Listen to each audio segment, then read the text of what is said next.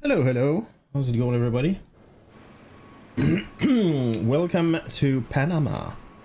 We're flying the Max 8 by iFly. I think I flew that airplane at least 20 times since it got released, maybe more when I think about it. Hello, hello, hello. And yeah, I requested every possible service, including lavatory. Your crew has boarded. Yeah, look at that. Passengers It's pretty boarding cool. started.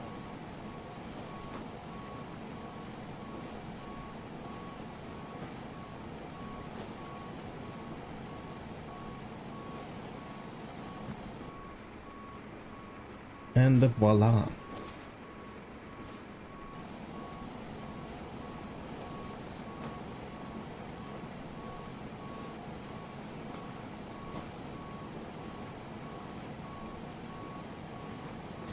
Yeah, we're gonna do a flight from my Carreer. Right now I'm flying with Cayman Airways with a pilot's life, chapter 2. And I rarely have the occasion to fly those on stream because usually the flights are too long. This flight is not, it's a little bit longer than usual, at least for me. It is 1 hour and 48 minutes of airtime. That's a bit long. But the next flight is much shorter. We'll see if we do the second one. Oh yeah, that's true. I didn't try Beyond ATC in a very long time, so that's gonna be a good time to practice, not practice, but to try it out again. Yeah. So yeah, we're gonna fly out of Panama. Man, I hope they make that better. Yeah, we're gonna fly out of Cayman in Panama City. Strangely enough, there's two airports here. I don't see the other one. I think the other one is like military, but no, that's not it. Anyway, whatever. Really? Anyway, we're gonna wait until... Oh, let's call for the additional service. Water service. Water service has been requested.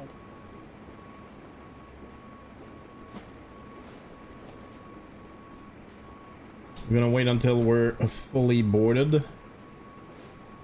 If we're lucky, we should see people, and unfortunately we see people that are completely screwed up.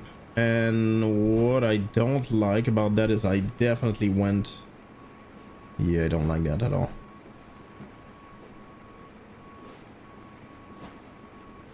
Yeah, it's still screwed up. I went into GSX to try to fix that. It should have been okay, but I guess it's not. I'm not sure what's the reason for that, but... Well, that's annoying.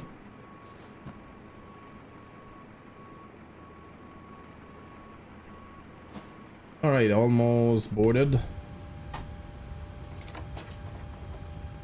Yeah, I'm not able to see crap right now.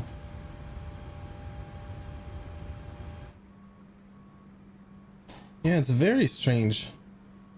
I'm not able to see anybody from the cabin.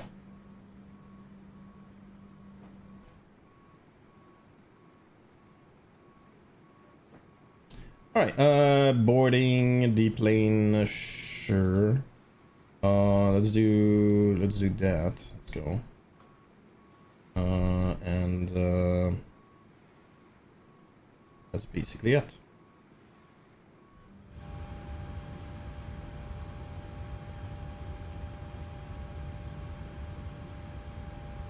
I forgot active sky.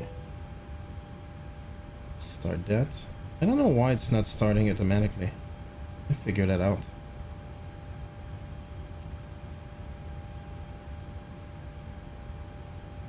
Oh god, I shaved and I feel weird.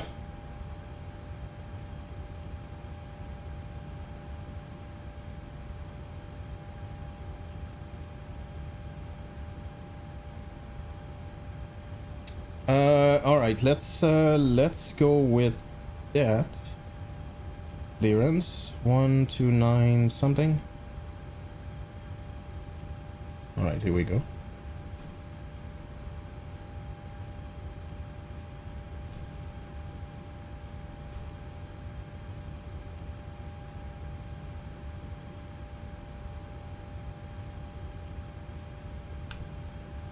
All right, hopefully it worked.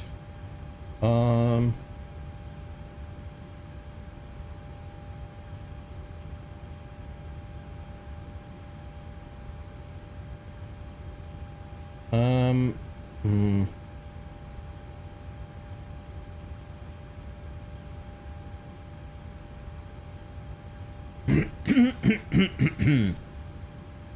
Cayman clearance, good evening. Cayman Airways 121 request clearance to Cayman Island. I did not know either my call sign nor the airport where I'm going. Sign for that last clearance Yeah, request. that's Say very again, true. call sign.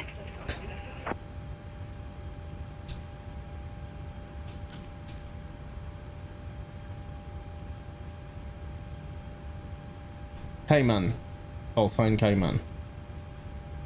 Aircraft calling for clearance. Say call sign. Oh my god. Cayman 121. I missed the call sign for that last Holy clearance crap, request. that's a bad Say start. again, call sign. Oh, that's not true at all. Cayman 853. Cayman 853. Ah, there you go. Cayman, Document Cayman, delivery. not Cayman, Expect Cayman. runway 03 right. SEMA 2 Alpha departure. Squawk 4462. SEMA 2 Alpha departure. Squawk 4462. Cayman 853. Cayman Yes, 853. I'm gonna Read do back 109. correct. Contact ground 126.4 when ready for pushback or engine start. Ground 126.4 when ready for pushback or engine start. Cayman 853. Have a good day. All right. Let me do that. Let me do that. Let me do that. Uh-oh. Not on intercept. What?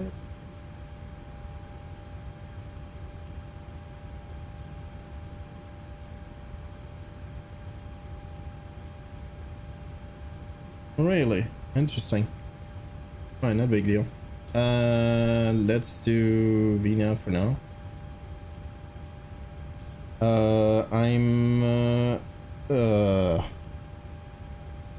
Yeah, I wasn't told any frequency, so 1264. All right.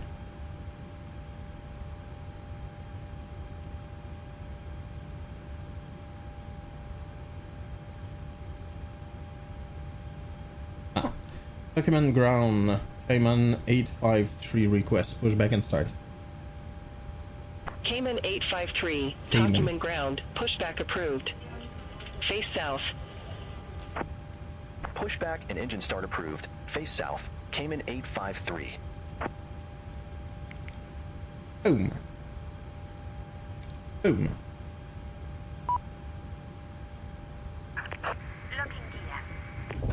Oh.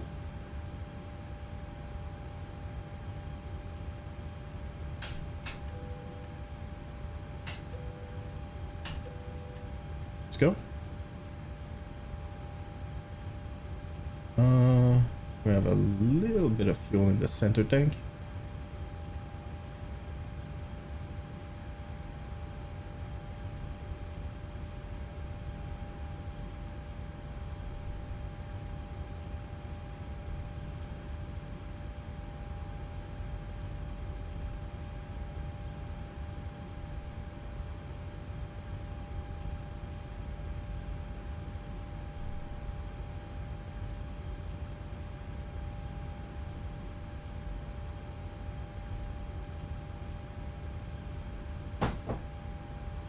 All right.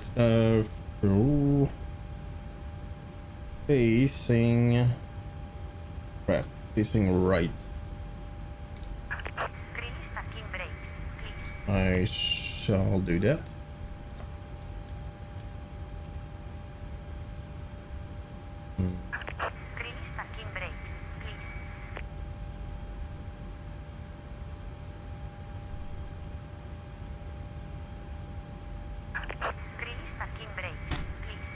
Alright, I hear you. Commencing push. All engines clear. Start that wheel. Start that wheel. Engine 1. Start.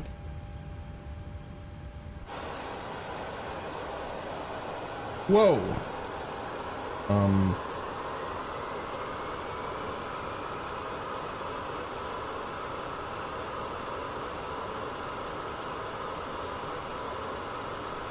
Yikes. That's kind of a cool livery.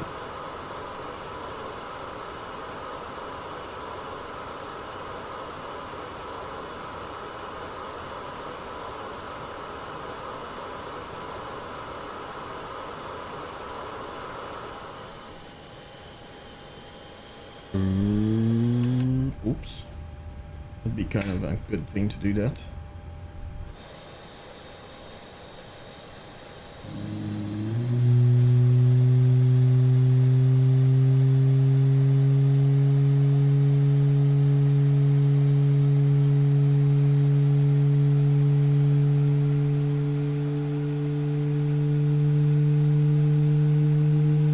Come on.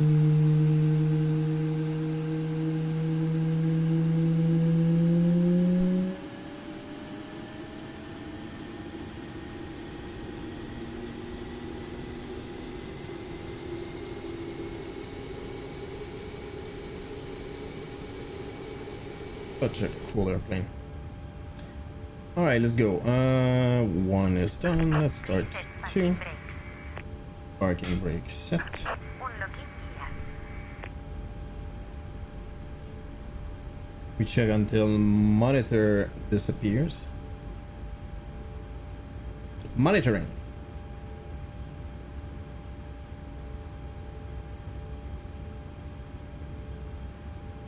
Why is there so many people here? Yeah, I don't see crap.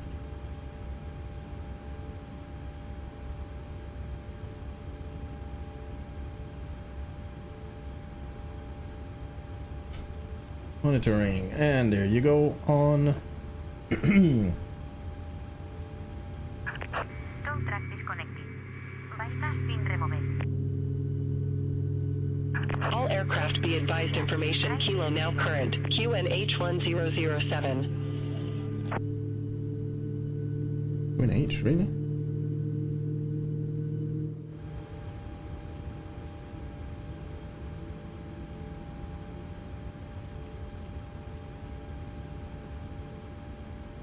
Okay, let's go.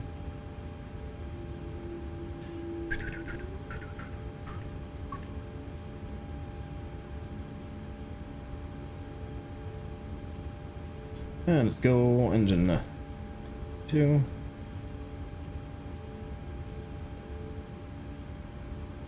That's fine. Let's do that. Let's do that. By the way, that, and that, and Pro, but it's auto on this one, should be done just before takeoff and not like right now. But since I forgot many times, I figured taking no chance.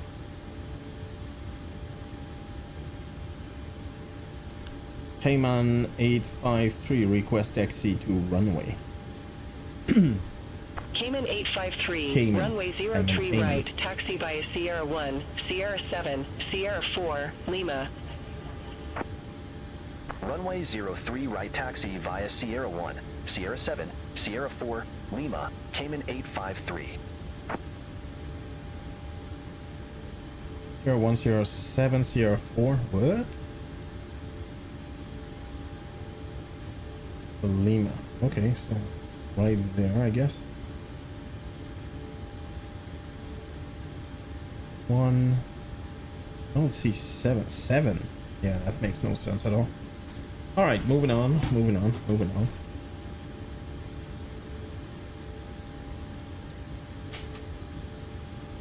Let's go.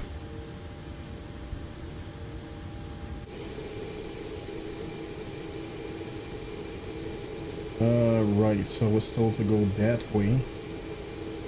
I'm gonna assume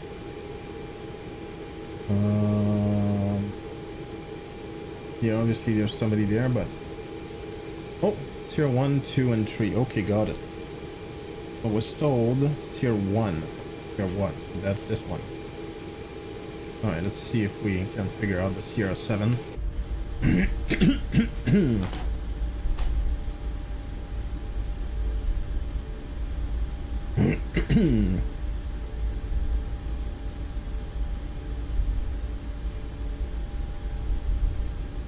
Tier 1, Sierra 7, Sierra 4. Yeah, I don't think that makes sense. Tier 4 is right there, so that makes absolutely no sense. Oh, you know what? I think he expect me to do that and come back. Yeah, I'm not gonna do that, dude. Yeah, no, not gonna do that.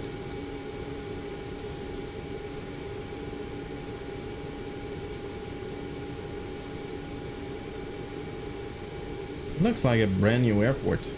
Well, at least recently new.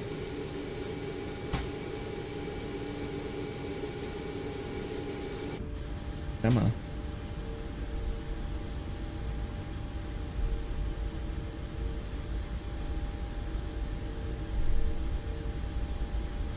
Interesting, it says no entry from the other side.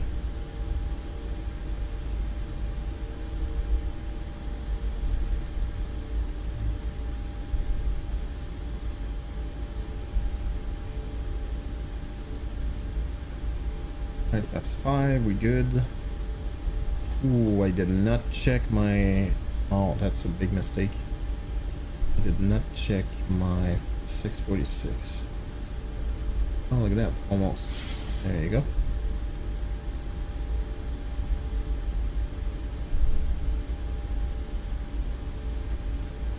Mm-hmm.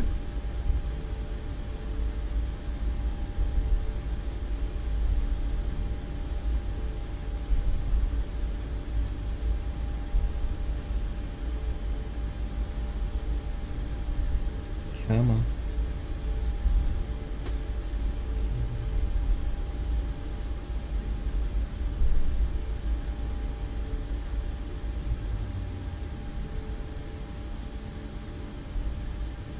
Yeah, 5, 6, 7. So it told me 7. That's why it meant that.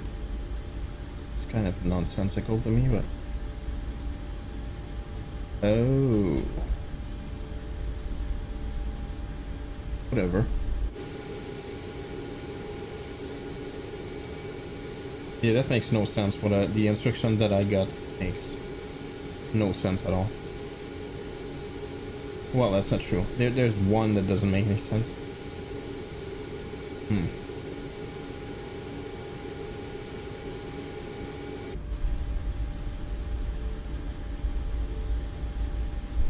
Let's put out at like 8,000. I didn't request. I didn't get a clearance, specific clearance, so.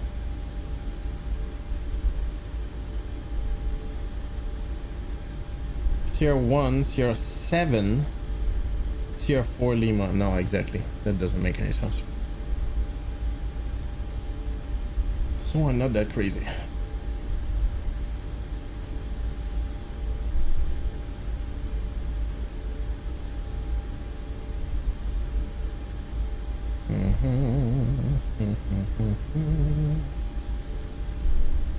Wait for that. Let's go. And you know what's that missing? Our airplane, like where we are exactly. I'm guessing they're trying to do just like the real thing, but it's still... I think that'd be better. Anyway, we're coming in.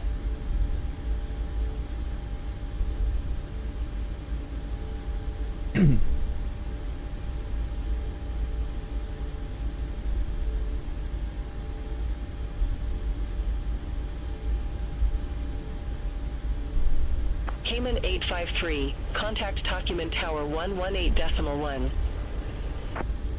Contact Tower 118.1, Cayman 853. Boom.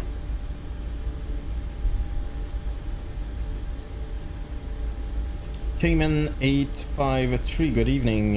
Request departure. Cayman 853, Document Tower. Wind 2905 at 7. Runway 03 right. Cleared for takeoff. Runway 03 right, cleared for takeoff, Cayman 853. And we good to go. Or are we? Here we are.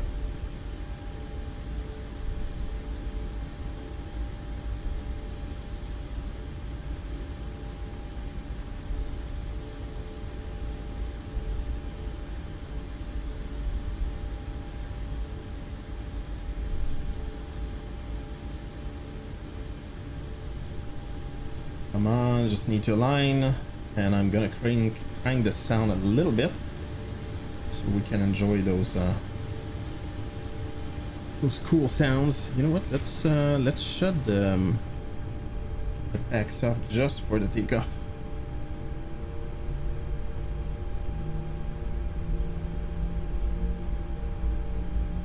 And voila, boom, and toga.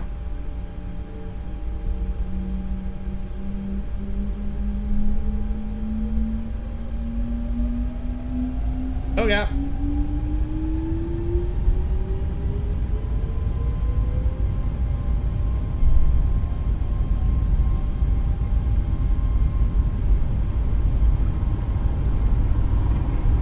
Really nuts.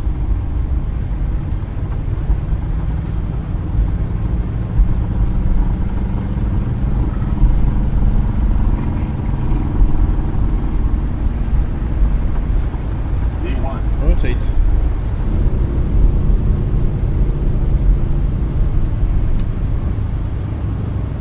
Positive climb. Here's up.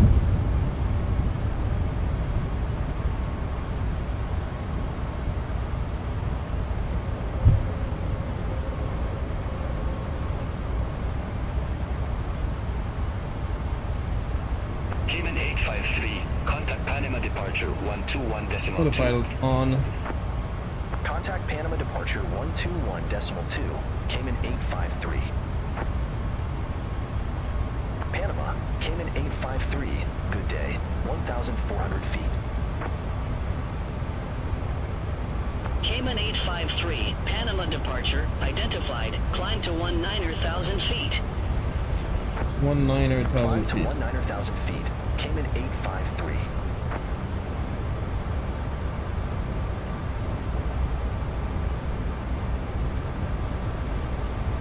And backs are on.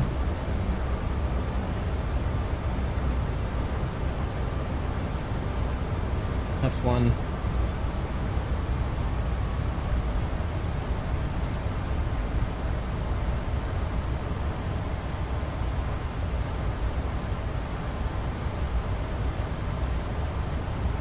And F's up.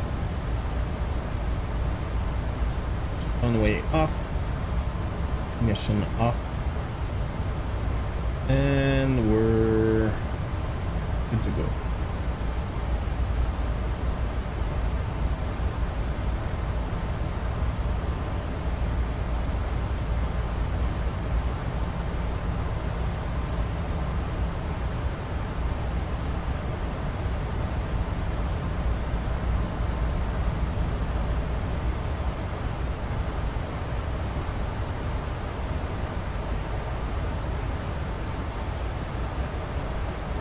Alright, let's go. I'm gonna get that warning anytime. There you go.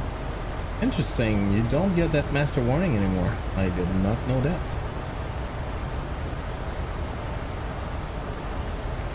Oh.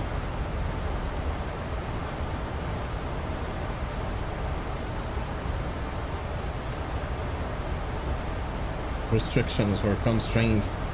That's at 5,000 feet.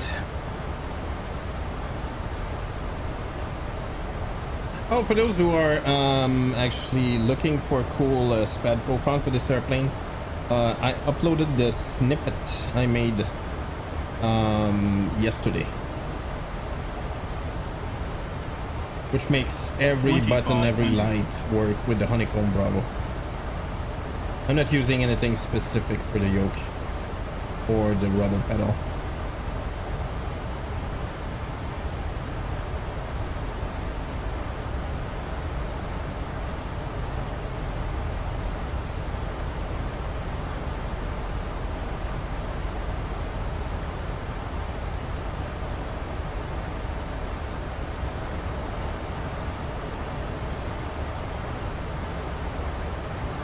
That looks so cool.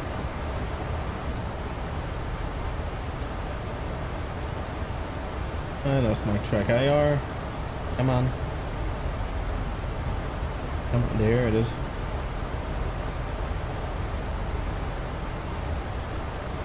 That's a little bit dangerous. 2,500. What? Interesting.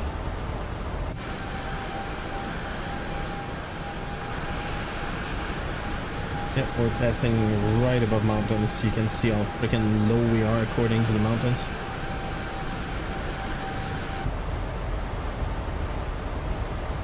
It's kind of crazy that you're restricted at 5,000 considering how freaking high the mountains are. I'm gonna assume that most probably you'd be cleared at higher altitude there, like most of the time. Again, just assuming.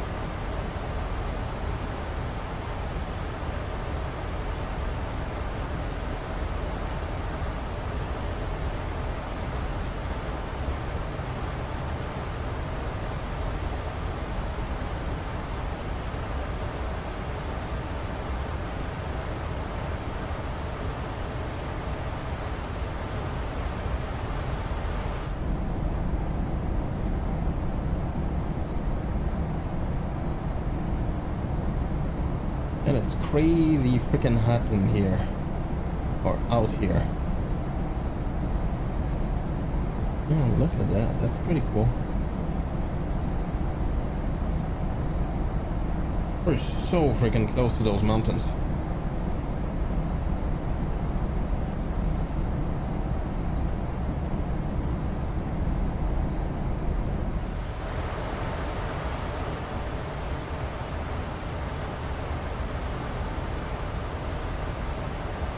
$109. Oh no, that's a VOR. Look at that. 109.0.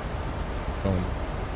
All aircraft be advised information Lima now current QNH 1007. The next step's gonna be 336.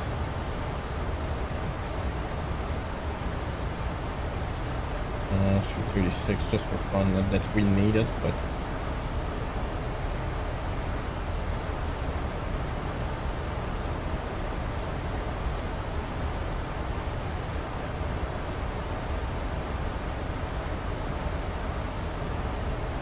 we flying above the Panama Canal? I think we are. No, not yet. Yeah, not really actually. It's further that way. Yeah, Panama Canal, you can see it's over there. It goes into that kind of a weird lake thing, and right there.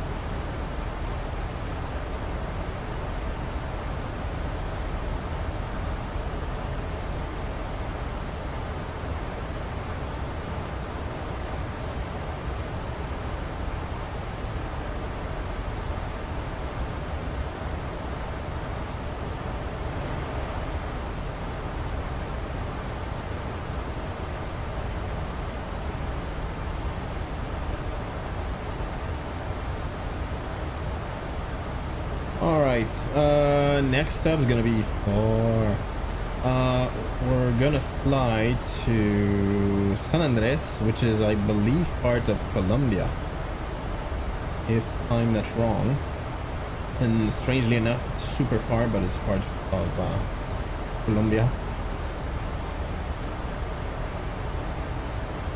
And then straight to the Cayman Islands, specifically Grand Cayman. The other two, I mean, are here and there. But apparently, yeah, those islands are much smaller. And this one is still not very big. It's quite small, actually.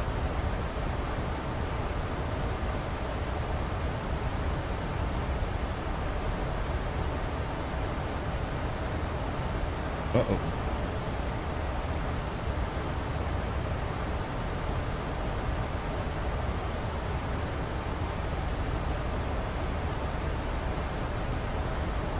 As soon as we pass this Cayman waypoints, we'll start climbing.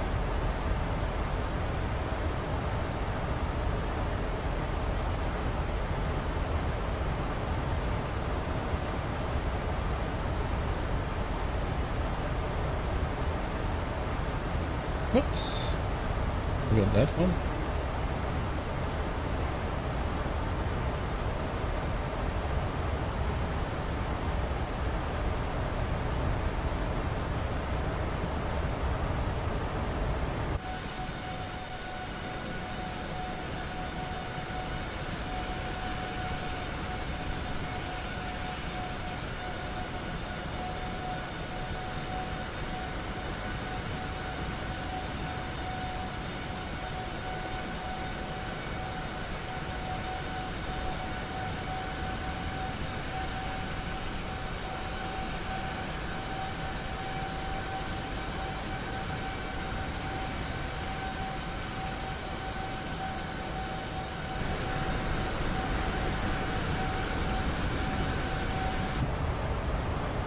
Anytime.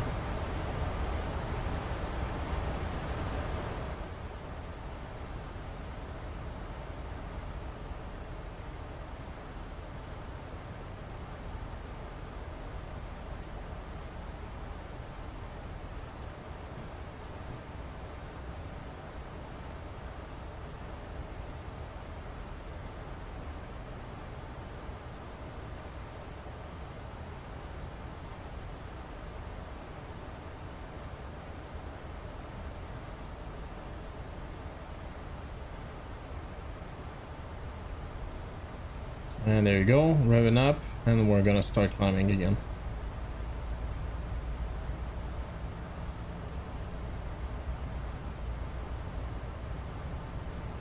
Technically, I was cleared to 190 earlier, so I guess I could have gone level change, but I didn't check that. Let me open SPAD real quick. I'm just gonna add the level change button. Oops, just give me a quick second, my bad.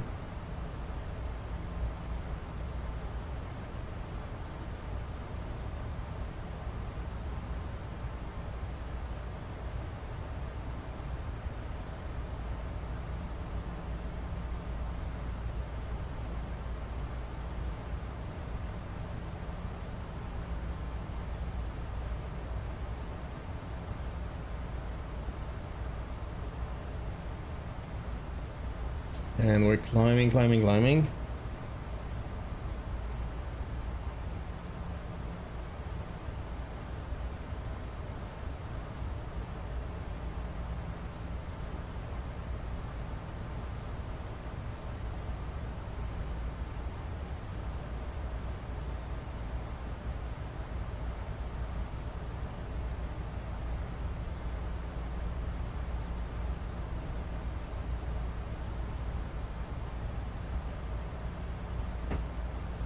Whoop, clouds. Alright, we're past 10,000. Let's do that, or almost anyway. And 10,000. Let's do that, and let's do that.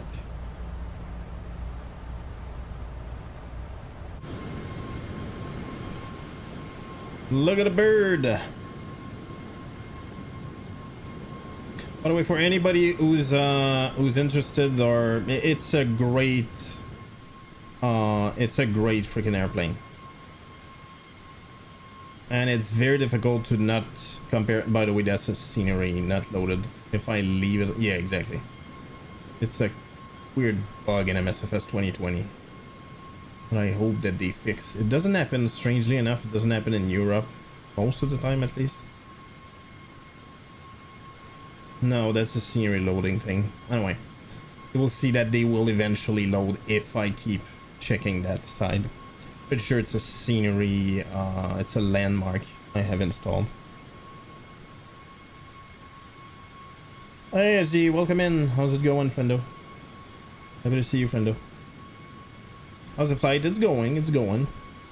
Yeah, look at that.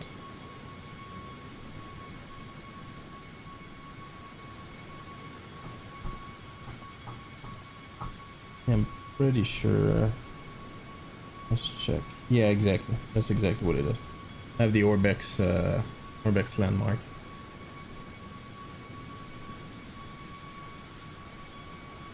What just happened? Whoop. Yikes.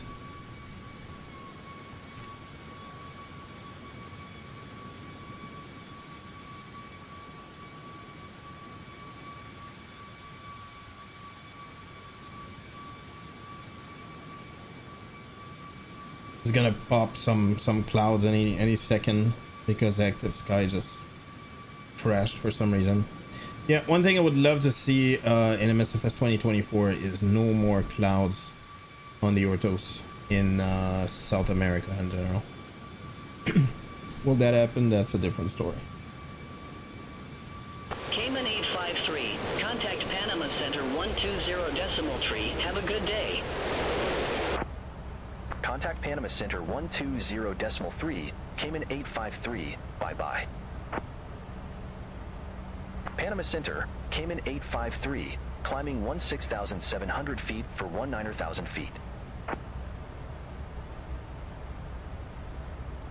Let's go. Cayman 853, Panama Center, identified. Climb to flight level 380. Climb to flight level 380, Cayman 30. 853.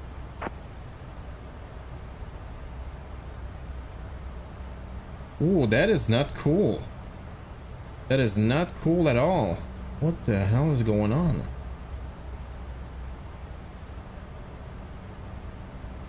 Oh boy.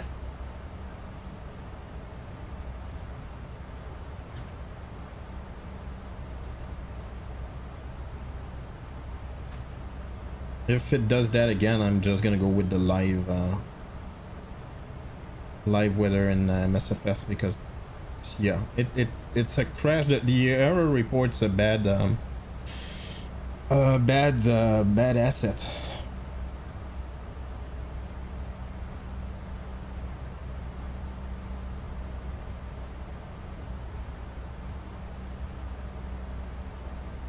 How that work? Different story. We need updated photogrammetry. I don't think. Hey, Nerdbark, what's up? I need a bit of. I don't think they ever talked about that, did they? Do you mean ortho? If that's what you mean, yes, they said it would be the latest. It's gonna be the latest available in Bing.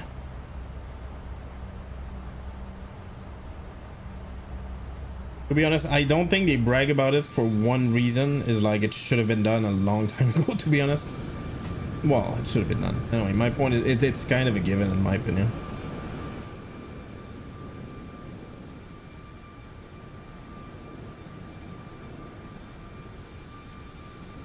Okay, no more. Oh boy, check it out. Broken. Well, that's not good.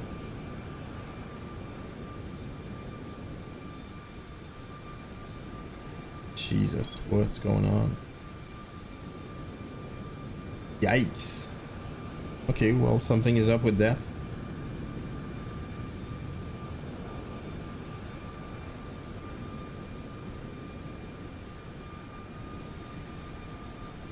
The bottom of the better resolution, but then I think they meant that would mean updated satellite. I remember it, by the way. I forget a lot of stuff, but I remember that.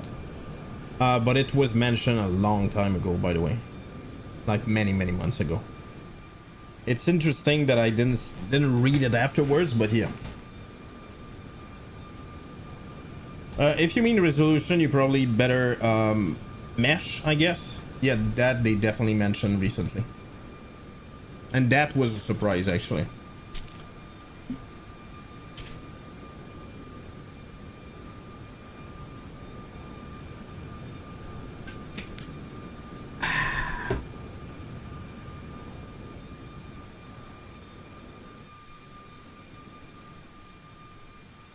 How freaking bad that is.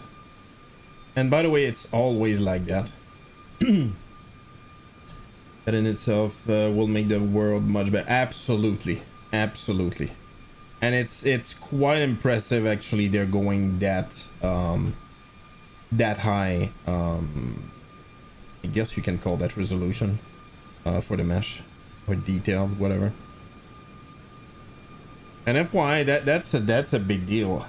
Just to give you an idea, in Explain, the elevation that we got in Explain versus MSFS 2020 was actually, it's not that it was bad, more than it was inconsistent. Like if you wanted the good elevation, a good, very good example, the mesh was horrible in Greenland. Horrible to the point it was, you couldn't land anywhere.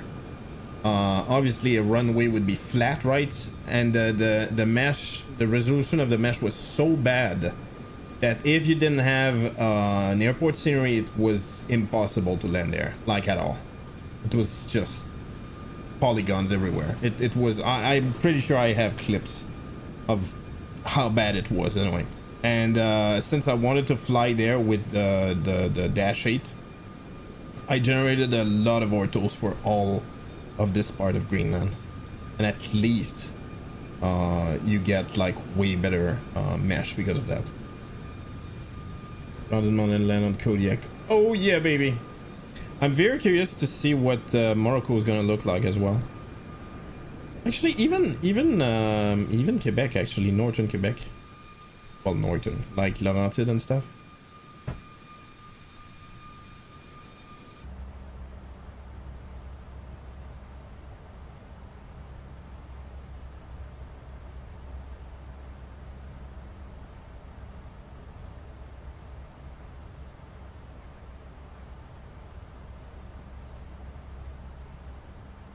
Some of them in most countries, if I remember correctly, Peru, Chile isn't bad in coast. Yeah, the thing, Nerdbark, is the it's not really the sim more than I don't know how much you played with what was it called? It's on it's for Explain. It's ortos for XP, and basically can generate ortos depending on, like, you generate big tiles basically. And you get it will generate the ortos based on different service available, and the elevation again available on different services. I tried so many different services, like whatever, Bing, Google Map, and different ones. There's another one that I kept using that I don't remember the name anymore, but and there was clouds everywhere in South America and Central America. Like, no matter the service that you would use, it's just what it was. So yeah, let's just say those regions didn't get a lot of love for mapping services. Just for fun, check it out. Check it out. I'm just gonna go on Google Map and see.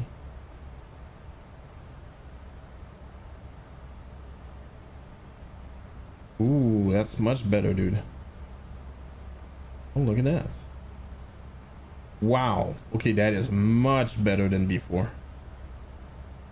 Check it out. Oh, dude. Whoop. See? How weird is that? Whoa, dude. I would love to understand the logic of that. Check it out. Like, that's called bad ortos. It's almost like they don't care at all. You know what I mean? And look at that. Why? I don't know. Ah, Dave Flats! Jesus Christ! Second raid of the week! How's it going, Dane? Welcome in! Northern Cayman, some parts of Western Ontario are awful. Absolutely. Absolutely. Let's go. Welcome in, friendo. How's it going? Hope you're doing well.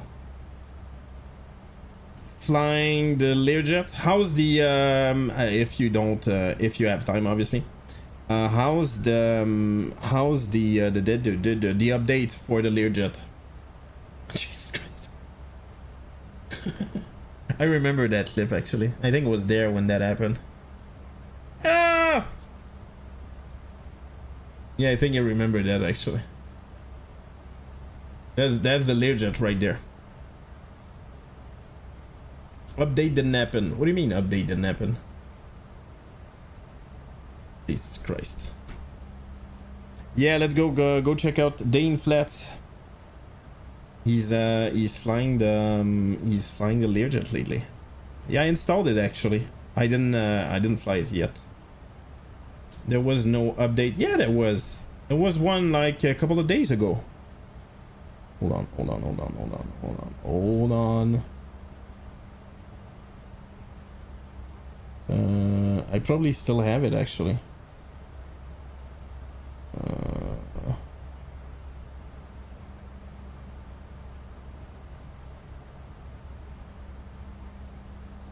Yeah, of course I'm not gonna be able to find it. Why would I? But anyway, I installed it. A marketplace version. Ah, got it. Oh yeah, I feel bad for you then. Boo, marketplace indeed. Yeah, I see what you mean. Well, that sucks.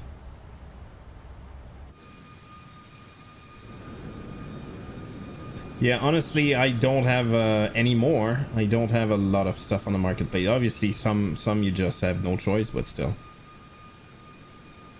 And it's still easier in many ways, but yeah. No, it sucks. Anyway, thank you so much for the raid, my friend. Hope you're doing well. Yeah, we were talking about bad the orthos in general were. Oh, look at that. See, that's what I'm talking about. I was about to say like it's not too bad anymore. No, it's not great. That's Panama. And I think if you go like to Colombia and stuff, I think it's probably worse. Maybe not. Yeah, there you go. See. I'm gonna assume that this like those places are probably covered in clouds like most of the time. So it's maybe more difficult. Yeah, look how bad that is, dude. It's most probably more difficult to like generate something without clouds, but look at that. It's really bad. And that's, by the way, that's just Google Map here. My point is you get a good idea of why in the sim there's so many clouds. Let's do Bing. What is it? Bing Map? I never use that. Dude, I swear I don't even know how to use that. Bing. Aerial view. Let's go.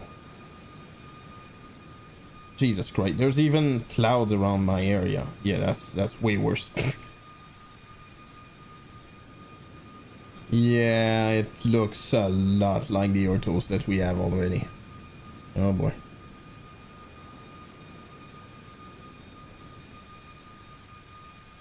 Oh my god. Check it out. That's just way worse. Holy crap, that's bad. That's way worse than Google Map actually. Anyway, point is, you wonder why there's like clouds when you look on the ground. Well, that's the reason. Ugh.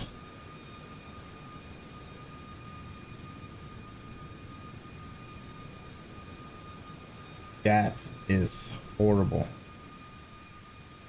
Yeah, look at that. That's what I was talking about. It is really bad. Let's see what happens in MSFS 2024, but I have a feeling it's just gonna be as bad. Yeah, it's like they're like getting no love whatsoever. Ugh. Hey, coming crazy. Good evening. Sorry, I missed your message. Hope you're doing great. Yeah, it's just horrible. I cannot remember the service I used to generate orthos for Explain. But it was by far the best, even better than Google Map and Bing and all of that. That is pretty awful, by the way. Look at the amount of clouds you see everywhere. Wow. Well, I'm not impressed, Microsoft. What?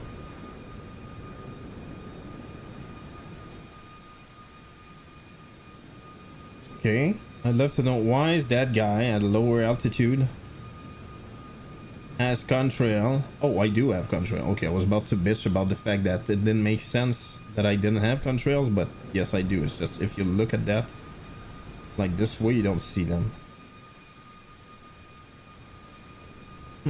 Interesting.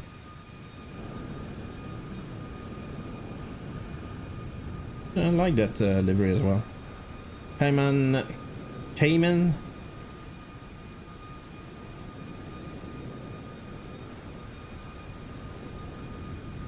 What is was chemtrail? There's a difference. Oh really? What is that? Chemtrail instead of contrail? Is that a real thing? Are you trolling here?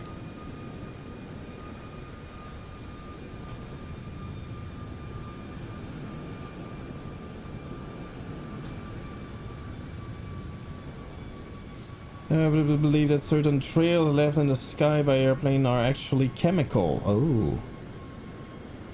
Or biological agent being dispersed for undisclosed purposes. Oh, okay.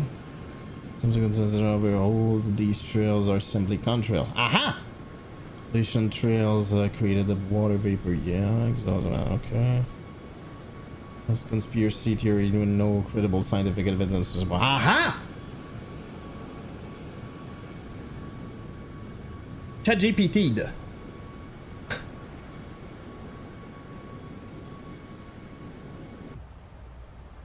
Uh-oh. What's going on? What? What's going on?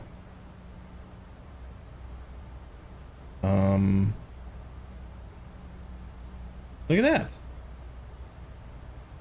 Why?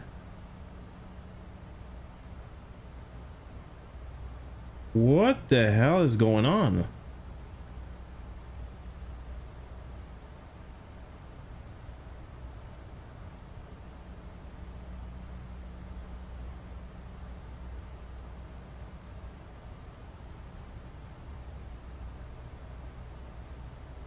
I don't get why this happened, by the way. My packs are, well, now they're auto, obviously, but if I do that, oh, look at that. Wait, what?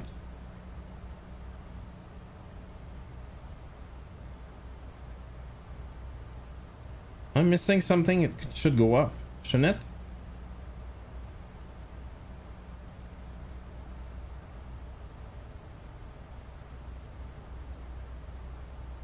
Yeah, auto fails. Look at that. The thing is, I'm pretty sure there's no way you can. I'm pretty sure there's no way you can like reset that, whatever you want to call that. What I did, by the way, I truly did that. If I do that, is there a way I could reset that? Maybe.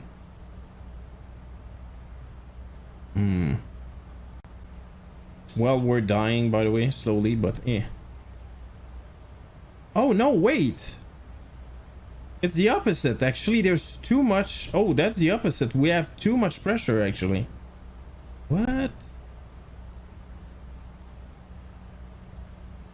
Yeah, the problem is I don't. Yeah, even on man, I'm not able. What if I do that? What's out?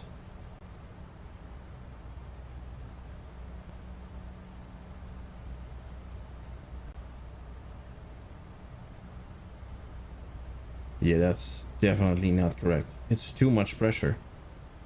That's the first time I get that, by the way. What I did that's different today that I did not do all the other flights, that's the first time I do that, is I left the packs off on takeoff and I turned them on after takeoff.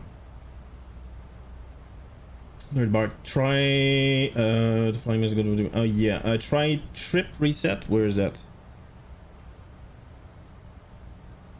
Oh, right there.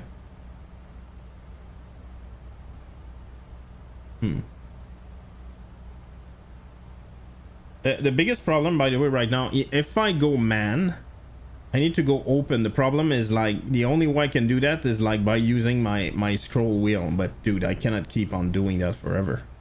Oh, look at that. Oh, look at that. That's the first time I realized there's that there. Okay, what if I do that?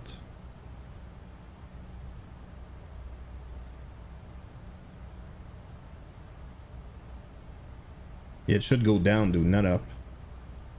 Also, there's no power. Like there's no I mean, that's the first time I actually play with that.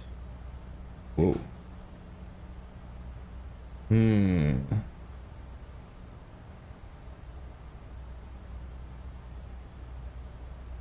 Why are you still going up?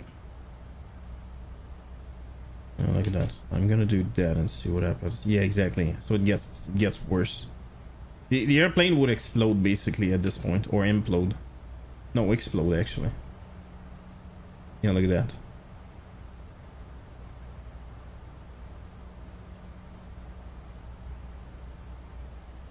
What? Okay, I'm missing something.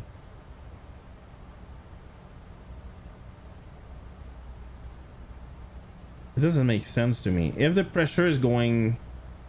If it goes up, cabin climb, it means that you have more pressure. Right? Which would cause two things. This to go up and this to go down. And it's doing the exact opposite right now. Oh, they are definitely. Yeah, look at that. I'm, you know, I'm making that work, but I don't know. You know, I'm not a real pilot. I might be missing something, but it, in my opinion, if you have more pressure, well, the differential pressure should go up. It's called the delta, and the cabin altitude should go down. And it's definitely not what's going on right now. What if I do?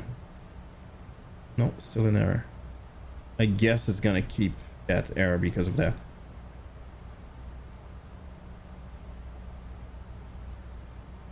Yeah, now see, we're almost at 10,000. Oh, there it is. Look at that. Yeah, that's normal at this point. But again, I guess I don't know. I'm not sure I get it.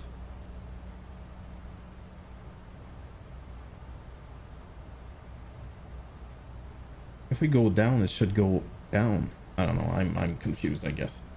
Well, at least I understood something now. Apparently, if it's too much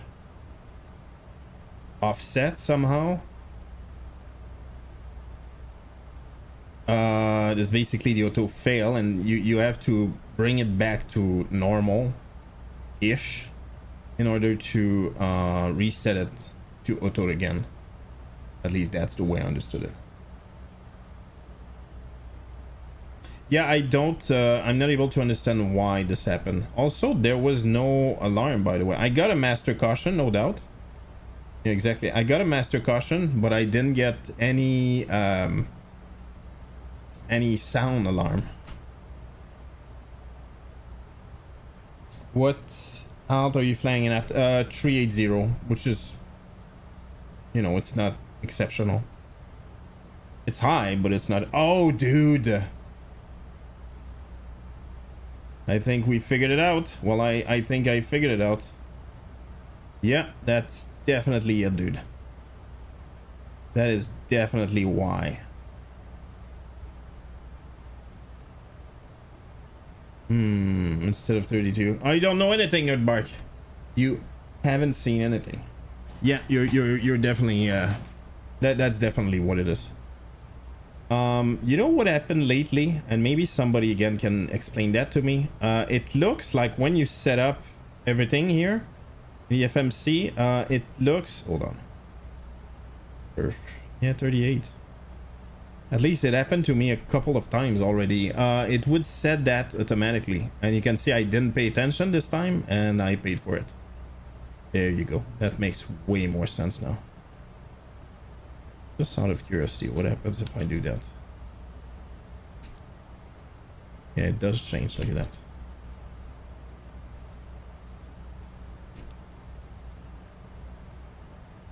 No, it's not doing... I'm not sure I get it, dude.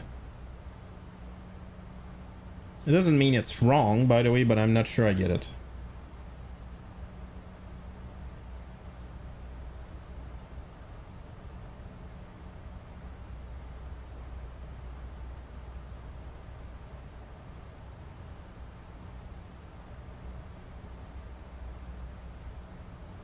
Again, thank you so much, Dane Flats, for the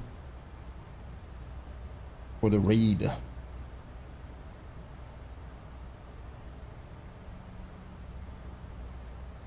Yeah, I'd love to understand. By the way, I don't know if you're still here or not, SG, but my question to you would be: did you get that when you set up the FMC, like it would set up automatically the altitudes here?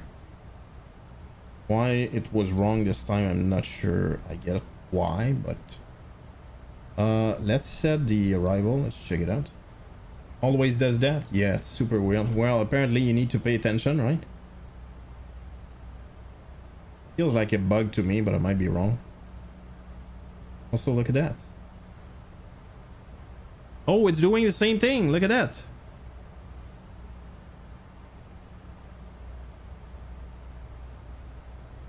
Oh, dude. Okay, let's try and trip reset. It's doing the same thing. See, it's going up and going up.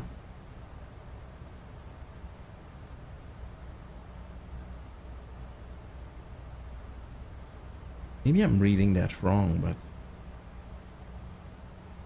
yeah, it keeps on going up. I'm gonna get the warning again. All right, let's just set up the arrival real quick, and we'll play with that afterwards. Holy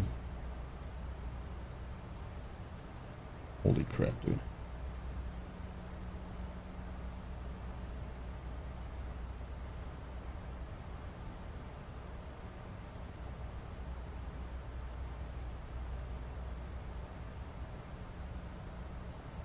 What's that about?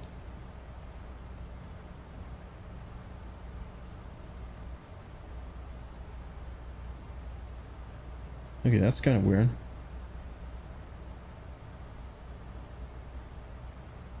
I've read somewhere that NGs and Max normally get fed that value from the FMC. So it may be the other way around. The PMDG should be setting it automatically too. You know what, SG? I have a theory, and it's 100% based on deduction and not actual like reading facts. That system here is like the newer system. You know, it's kind of like there's it's not flat. It's like I don't know what you can call that, but like it's like a bulge, whatever that's called. You know what I mean? It's not flat. That's the newest system. So maybe the logic is when you have that system here in the NG, like it's automatic. And if you have the older one, then it doesn't work. The classic, yes. The NG, I don't know. All I know is the PMDG doesn't look like they're doing anything. Oh, look at that. Oh, look at that. It's fine actually. I think I screwed it up from the beginning because of that. I mean, I don't mind making mistakes. It's just difficult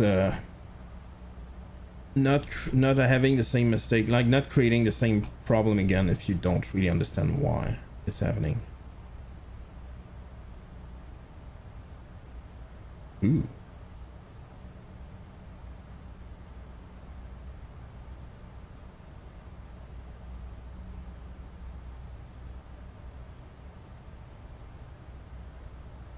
Oh, not able to do that, I guess, in the air. Did you have you ever flown the 737 Classic, SG? I know there was one that was just okay at best in my opinion in Explain that I owned. I cannot remember the name, but it was a 734, I believe.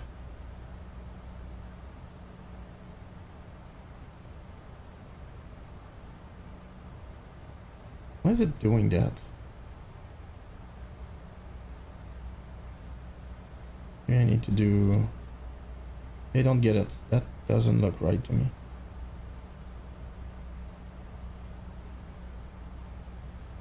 Yeah, that's not right.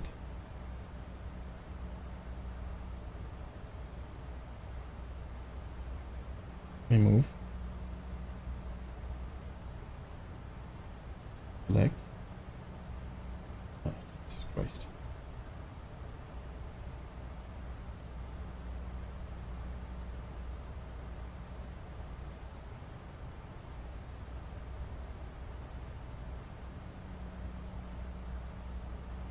Never.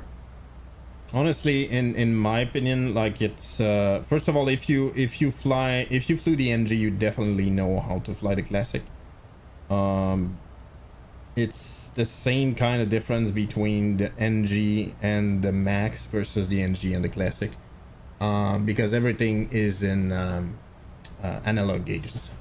I don't think there's a screen. Is there a screen? There might be a screen just for the path. Actually, there is a screen for the path. But I think that's pretty much it. Like everything else is a gauge. All right, let's set that up before I go through it. RNAV 8, Imona, boom, and no star. Let's go. I should have a discontinuity. I don't even have a discontinuity. Look at that. Kodak, Mobix. Let's go.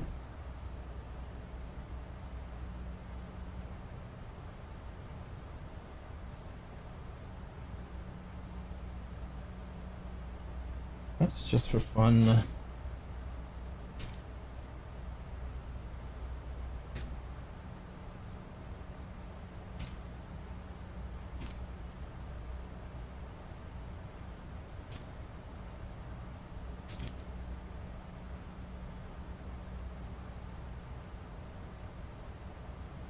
Yeah, there it is. See, that's what it is. Obviously. Yeah, that's exactly what it is. You can see it look and feel very much the same. The MCP, I believe, are interchangeable. But you can see all the gauges are like that, and you have two screens. I don't remember everything, but yeah. And that was definitely upgraded. Other than the fact that it's super old, it's very, very similar.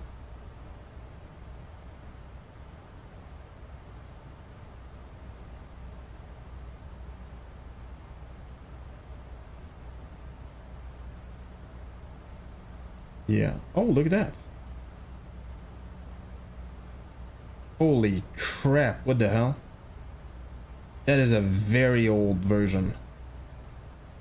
That looks like a UNS. I'm not sure that's yeah, I don't think that's I think that's a 737-200, to be honest. No way.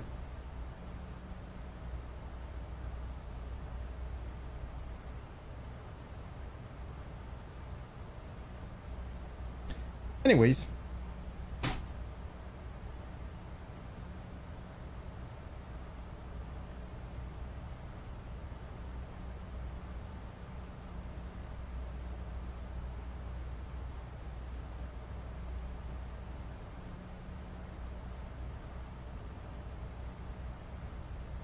let's see if we die again. No, it looks stabilized.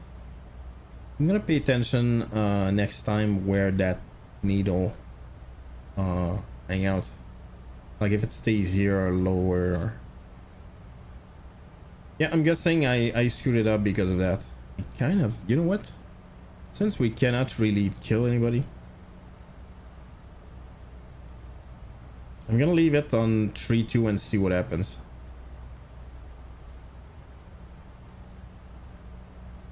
Yeah, and it's taking a long time as well. Heat dust. Wide body overheat.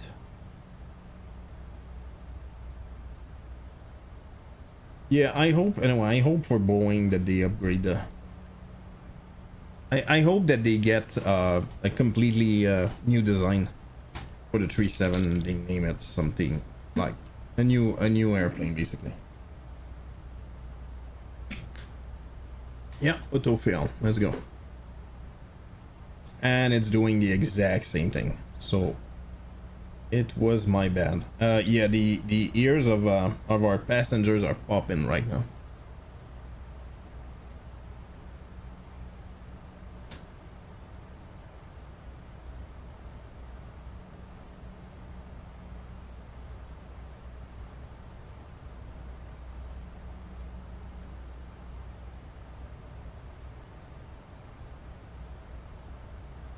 Give me a quick second, sorry about that.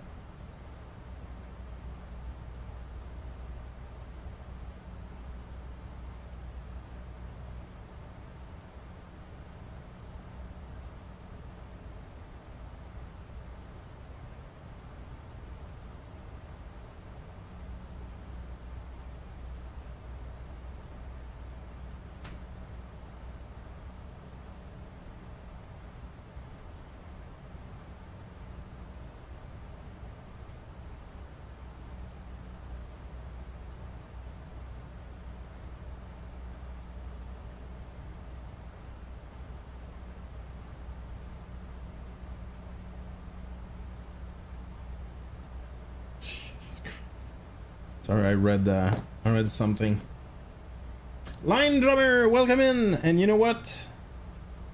Unless I'm mistaken. There you go. It says 1,199, but that is incorrect. You are the 1,200 follower. So let's go. Welcome in, sir.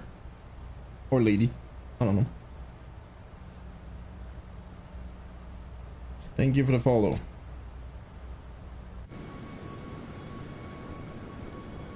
Let's go, indeed. Yeah, I don't know why there's always a delay here. Followers, maybe. Yeah, there you go. There's always a deal. I don't know why it's doing that. Anyway, doesn't matter.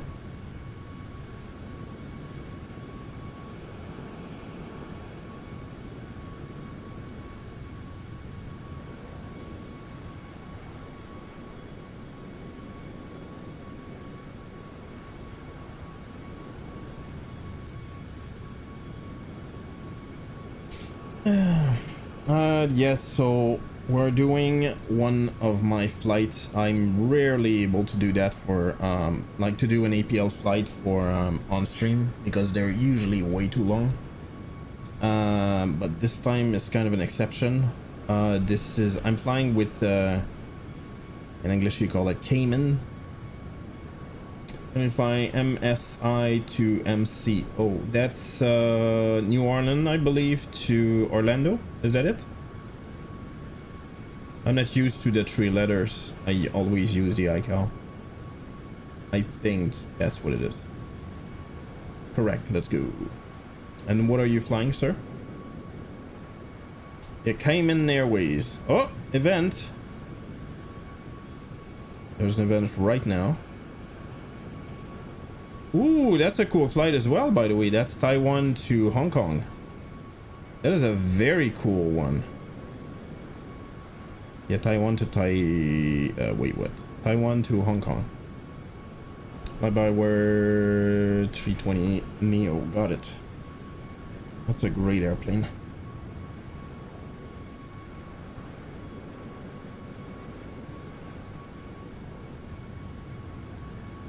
But we could do that next, actually. Oh. Oh.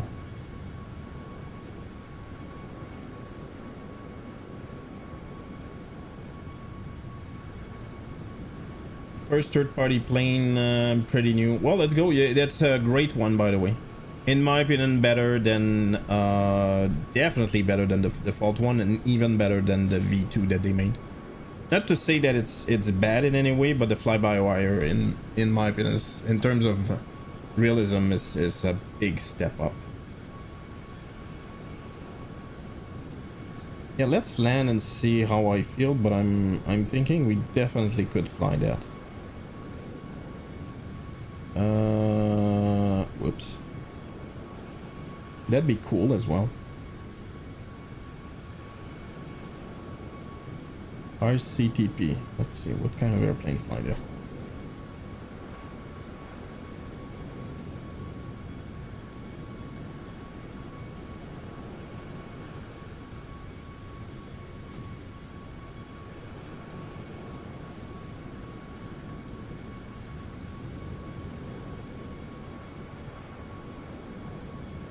The 777, obviously, to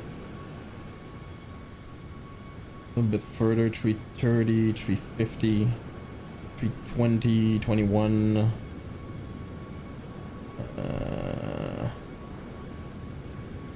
There's a 330. Well, we could fly the 777 there, I guess. By the way, I love when I think it's a bug and I realize, no, I made a mistake. I would love to really get that. I always figured if cabin climb, it should make the pressure higher. Therefore, the PSI should go up. And it looks like it's doing the exact opposite. And I'm a bit confused about that, to be honest. And by the way, I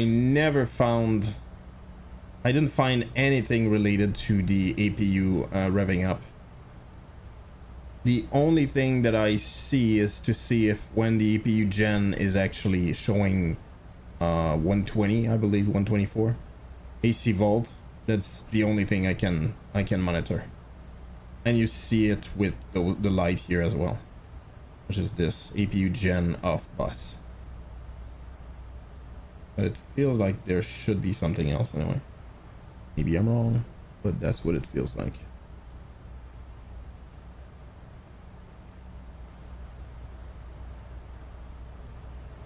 Oops. Yeah, let's change that for our cabin. Let's go. We are at cruise boat.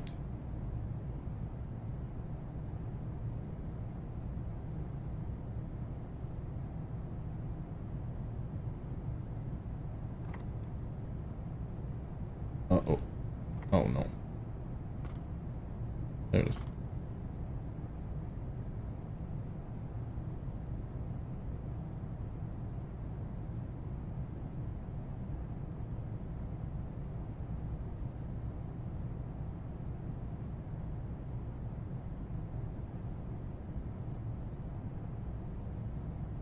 Yeah, and there's a bedroom lavatory and everything's modeled. That's pretty awesome.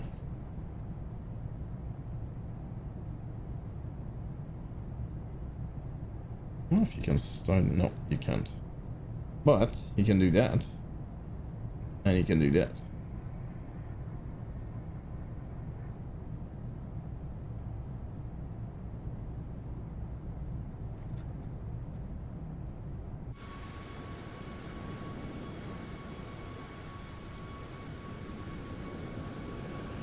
Alright, we're getting there.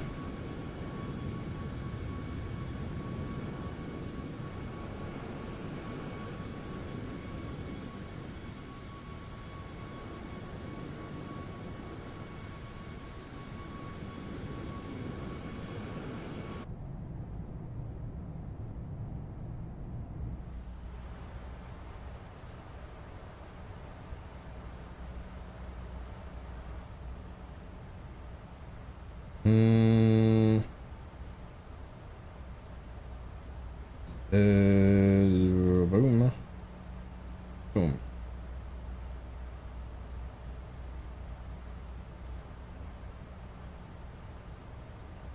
And we're gonna land on 08, so that way. What? Oh, okay, no. I was about to say, that doesn't make sense that there's a coast on this side. But no, it's because of that. Look how freaking strange that is as well.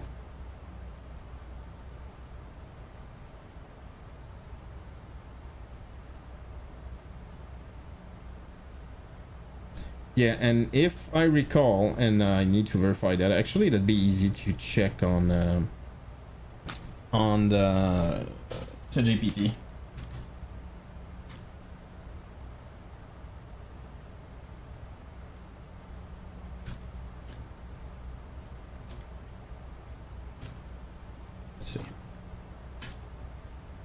Collaborates at tax neutral jurisdictions. A quick second. Why? Oh. I'm down, sorry. Meaning that there is no direct taxation on individuals or corporations in the form of income tax, capital gain tax, inheritance tax, or corporate tax. This has made the Cayman Island a popular destination for international businesses and high net worth individuals seeking favorable tax treatment. Instead of direct taxation, the government of the Cayman Islands rely heavily on indirect taxation, such as import duties, stamp duties, and work permit fees. That's weird. Work permit for what? For being able to work there? Also import. What the hell would you import there? Cayman 853. Jesus. Contact Kingston radar 128.1. Bye-bye.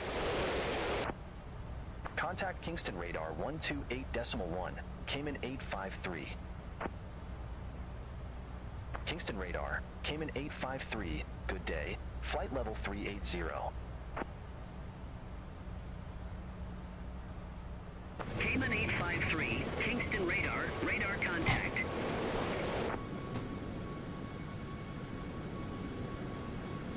I'm curious to see what it looks like on the Cayman Islands.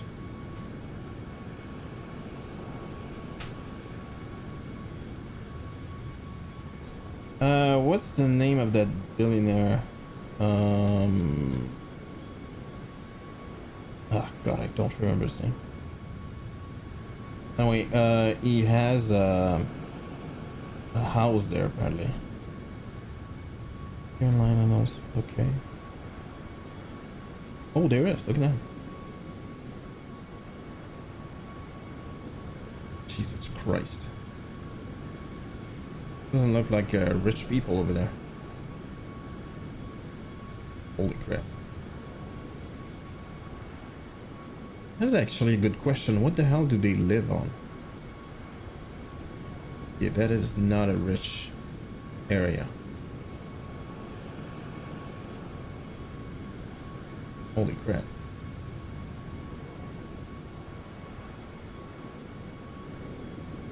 Ah.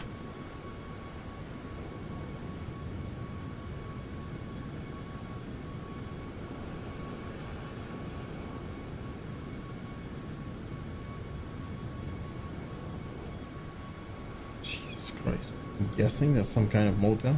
Dude, it doesn't look rich from here anyway. Is that a motel or a place to live? I'm not sure.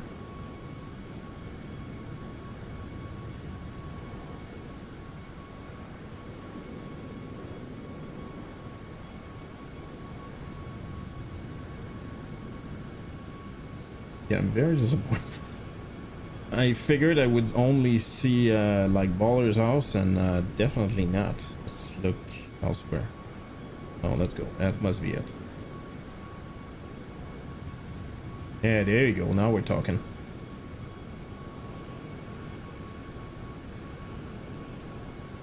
Dude, it's big, but it's not that big. But again, oh, there you go. Now that's big.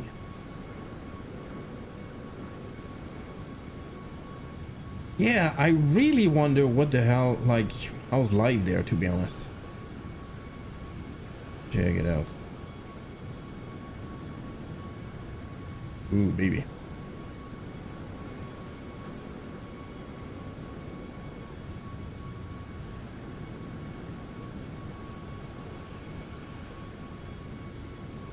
Welcome in, Custard. A new car! Evening, friendos. Evening, evening. Welcome in, friendo. So are you excited to get that new car tomorrow?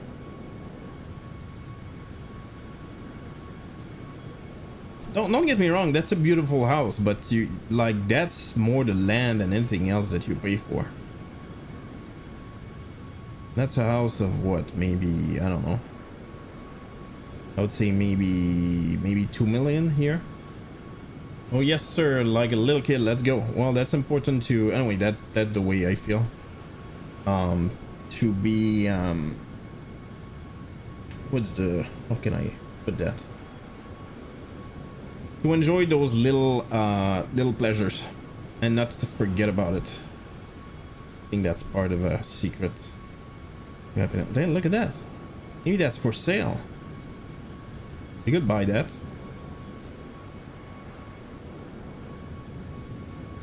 Oh, let's go. Thank you so much, Custard. Thank you, thank you, thank you. Thank you for the Prime. 2 months in a row and 11 months total. Thank you, thank you.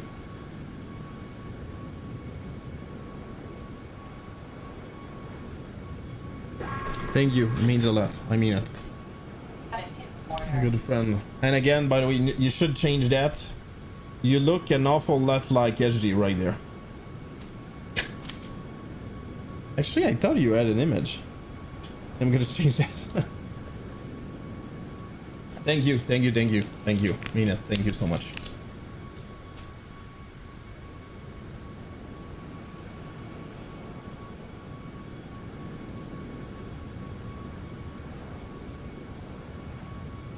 The Venezia. Ooh, check it out. Yeah, there you go. Yeah, I don't know why, but I'm kind of intrigued by that place now.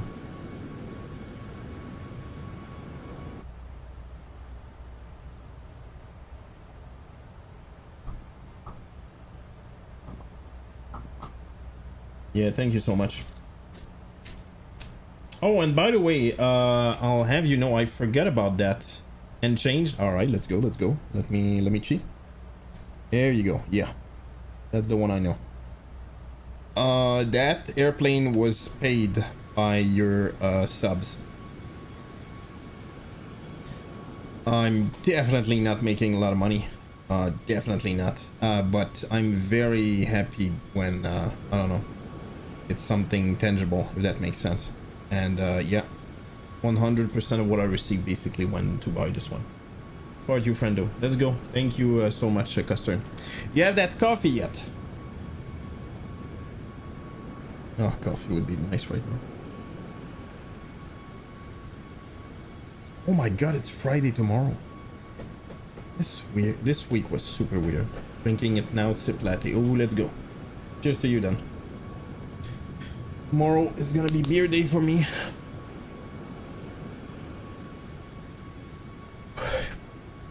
And by the way, look at that friggin' thing. And check it out. It's like turtle Spartan slash pirate. I'm not sure what it is, but it's cool as hell.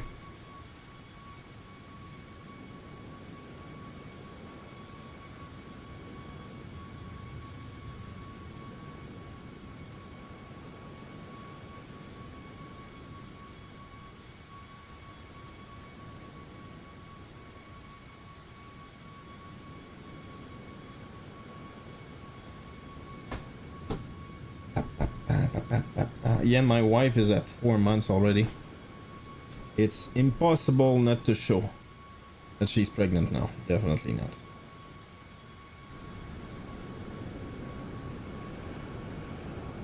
Thank you guys for joining. It is a little bit longer than usual. You know what? I think the next flight is gonna be yeah, I think that's what we're gonna do.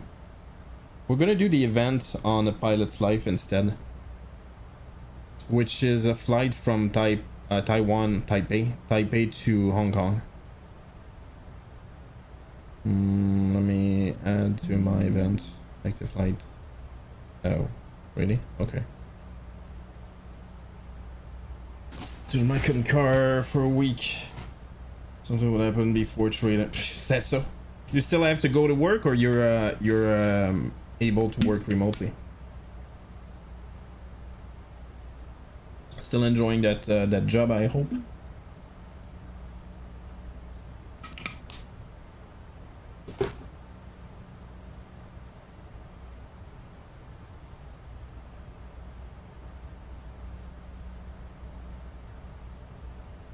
We're from on 95% of the time. Holy crap, good for you, friendo. I don't know if it's too much, especially with traffic and snow. Yeah, definitely.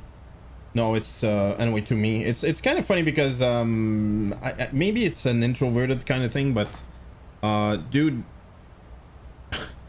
I don't really understand, but there's people who apparently, if they're too much like, I don't know, at home on their own, like they get kind of crazy or whatever. To me it is the complete opposite, dude. Don't get me wrong, I really hated the way like what happened during the pandemic and stuff, but one good thing that happened is being able to work remotely and staying away from people. I freaking loved it. Hey Fenico with the raid, thank you so much. Bienvenue Fenico, comment ça va? Bienvenue les amis de Fenico. How's it going? How was the raid? American Truck Simulator, oh, let's go. Doing great. Let's go, let's go. Happy at home. Yeah, the thing is, I don't mind the crowds. I don't know. Yeah, I don't, that's the word. I don't mind it, but it doesn't make me happy. You know what I mean? I'm definitely very comfortable at home. I feel like I can sleep more. I'm not angry because I drive in traffic and stuff. I don't have to shovel snow as much. I don't know. That's just what it is. Going great. Let's go. How was your stream? Thank you so much for the raid, by the way, and thank you for. Sorry, I missed the follow. Me Angry Panda, welcome in. Thank you for the follow. Hope you're doing well. Needs a latte. Oh, absolutely. See you, latte.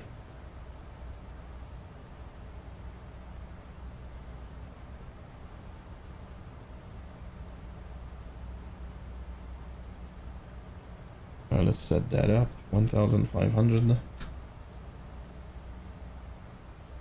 Welcome, Raiders. Je suis québécois, comme Finico. Sauf que j'ai tendance à streamer en anglais, tout simplement parce que je suis capable de rejoindre plus de gens. Si vous me parlez en français, je vais vous répondre en français.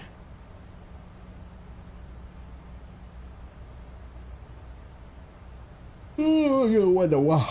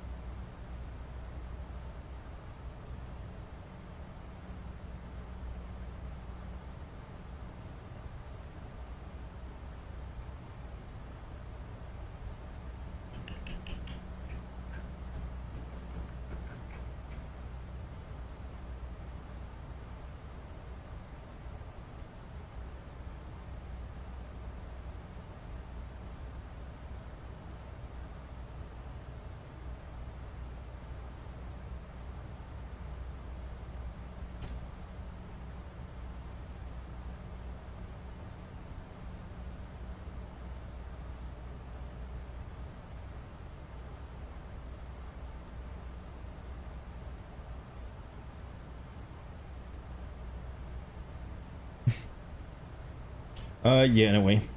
Life is life. It's getting freaking cold outside. I put the Halloween decoration up.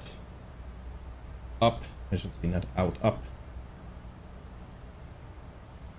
And it made the kids super freaking happy. And they have their own costume this year. Anyway, it's a lot of fun to see anyway as a parent.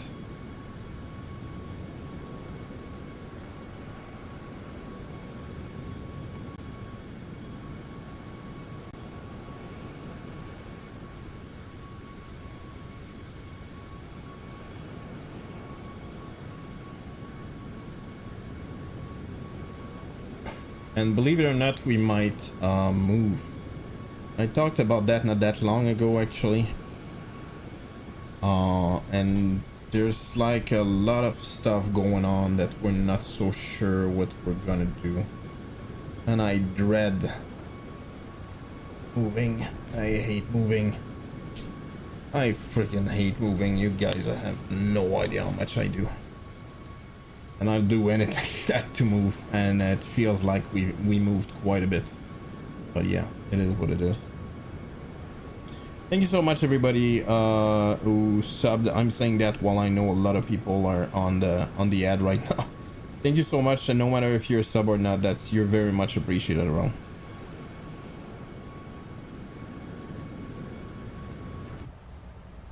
All right, top of the sun imminent.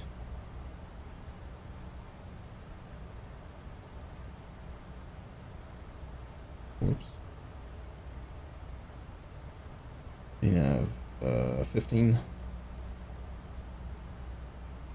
I feel like all the freaking music is just the same.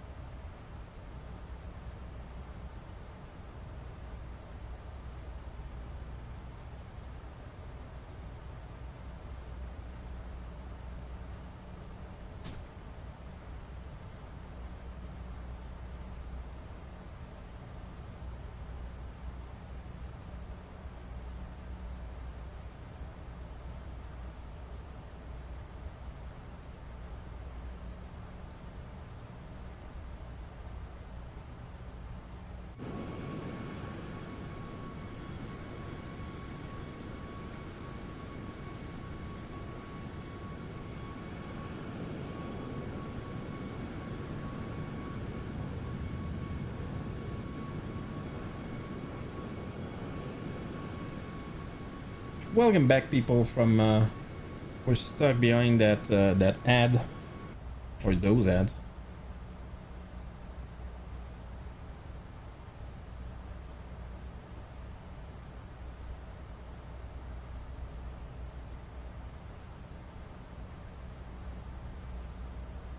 Whoops. Nope.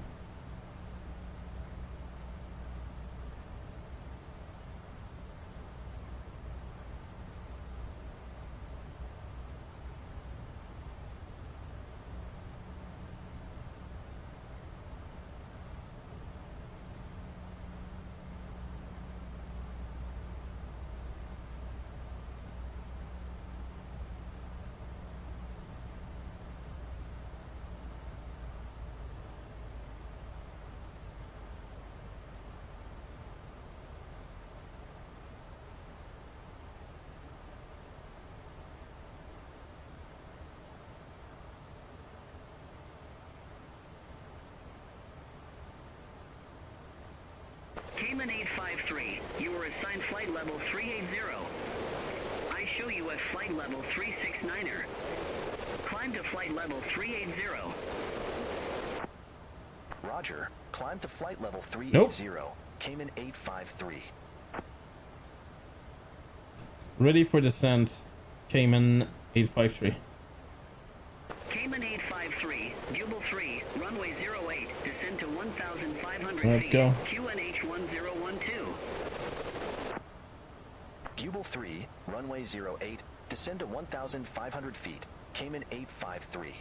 FYI, Kick is broken right now. I'm not streaming on Kick at all.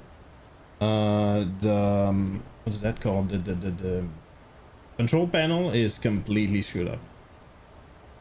Whoop! Is it back? Oh, it is back. Look at that. It was completely broken for at least half an hour, so it is what it is.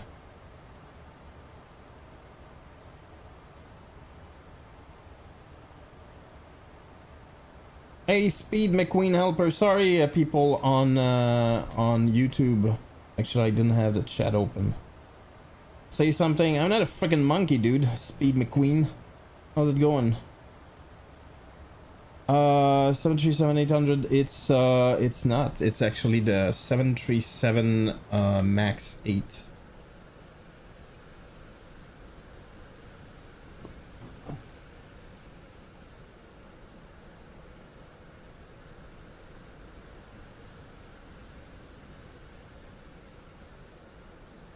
Very interesting.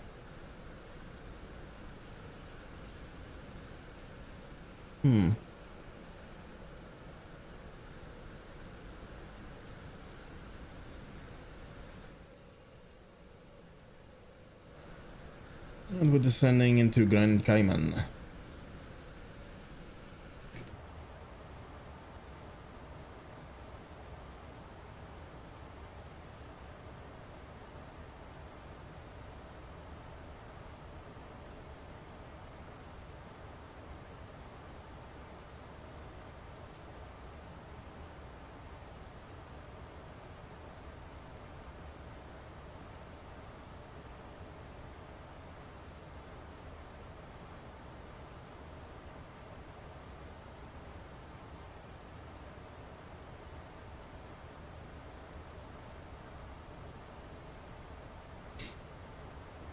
Yeah, we're descending into Grand Cayman. Cayman. After that, we're gonna do the event on Pilot's Life, which is right now from Taipei to Hong Kong.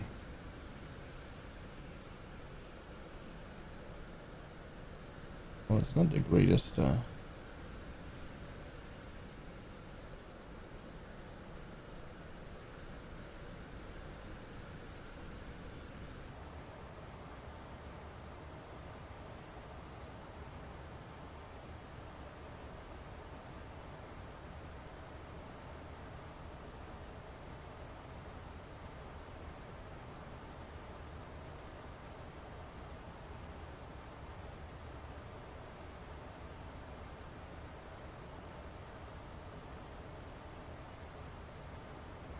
Somebody asked a question, how much different do you feel the iFly to PMDG?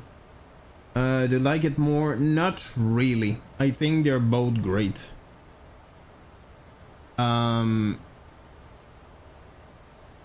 I'd say if you like the PMDG, you'll love this one as well. If you had to buy just one though, and it's very much a personal preference, I probably would go with the IMAX. Because it's the most recent one, and not the mod itself, but I mean the airplane. And it's extremely detailed as well, and it's super fun because of that. For instance, that. Let's do landing.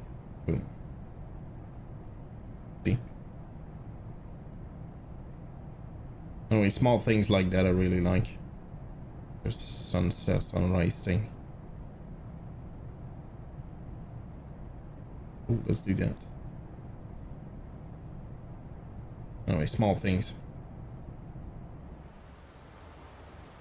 And yeah, I'd say if you really enjoy the PMDG, like it's kind of a normal comparison because both are 737. But I don't know. Right now I'm geeking a lot on this one. But I'm gonna go back to the PMDG. It's still an amazing airplane. One of the best, actually. But this one is amazing, though. It's not perfect yet, but it's very close to it. And they even say they even don't call it a final product right now. A little bit of speed brake. Let's see forecast.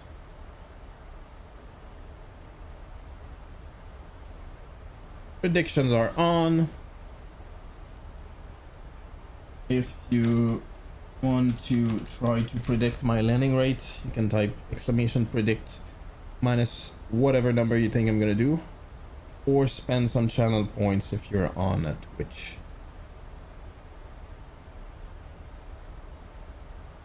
There it is. Ah, there it is.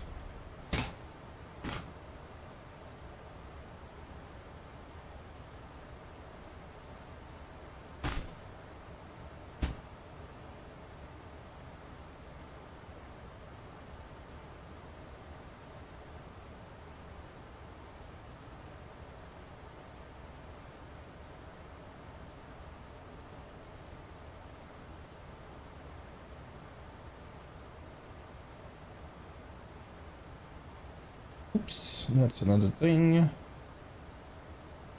That's gonna be 8, that's okay.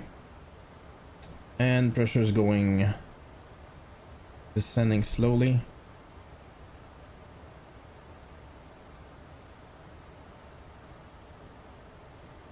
Visibility, oh, it's okay.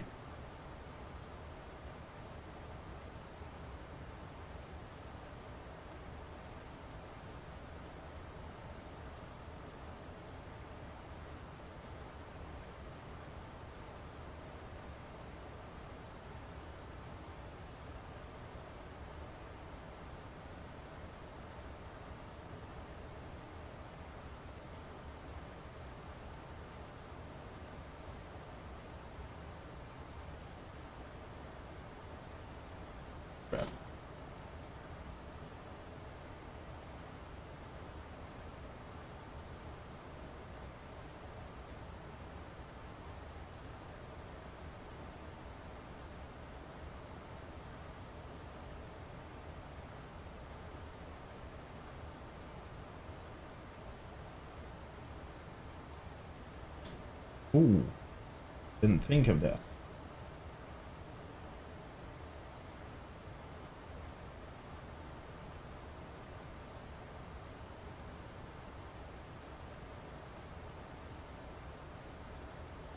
Let's go.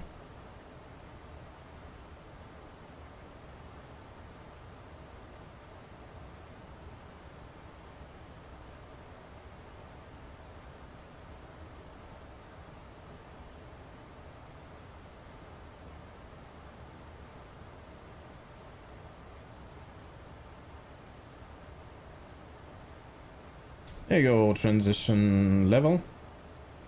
Hey, Nuclear, welcome in. I'm guessing you're about to start working, friendo. How's the max? It's going all right. I killed. Well, I killed. Everybody felt dizzy in the cabin. I didn't set the right altitude here, and yeah. Working 20, got it. Well, happy work, friendo. But what was strange is the like the pressure was too high, and I'm gonna assume in that case it doesn't really affect the passenger more than it makes the airplane explode because of the internal pressure. But yeah, again, well, yeah, you know. No, but true story, yes, by the way. But true story, that in the max is set automatically. It did that with every flight that I did, and for some reason this flight it did not set up the altitude. I don't know why, and I didn't get a beep or an alarm, like an audible alarm, which is very strange. All it said was this auto fail, and you could see that this needle was like in the red, which is very high pressure inside, which doesn't bother the passengers because it lowers the altitude, like the cabin altitude, quite a bit. But the problem is, like, technically the fuselage is not able to withstand that. So anyway, point is, I don't understand why it didn't set up the altitude automatically here. No idea. Welcome back, Custard.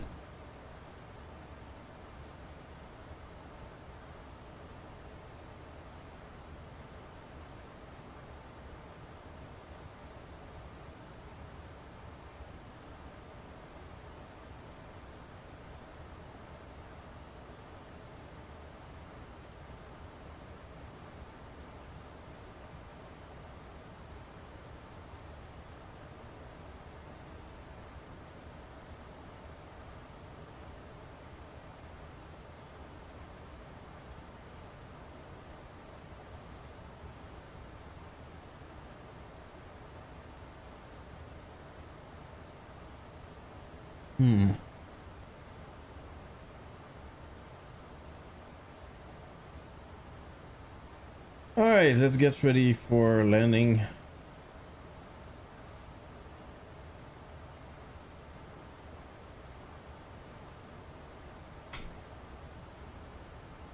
Let's crank that sound a little bit more.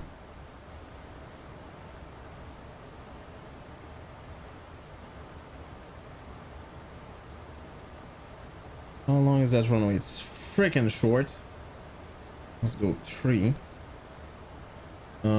And by the way, I think I might be wrong, but actual landing.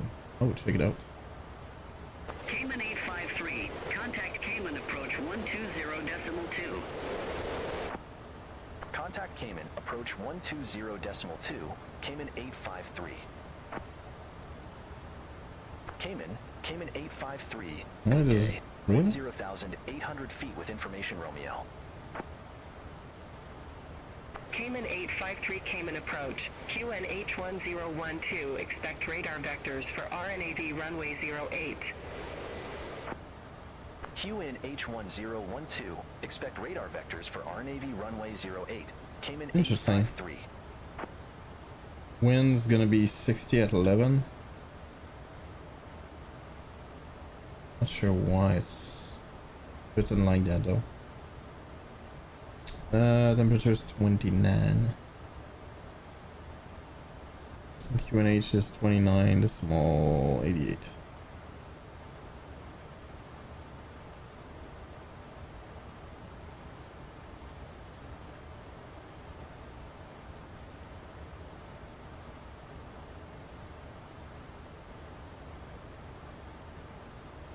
Oh.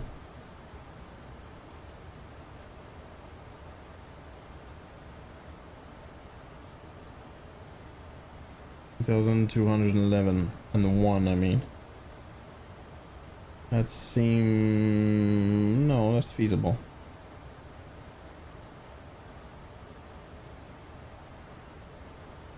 Okay, let's go. You know what? Gonna have to do a great landing.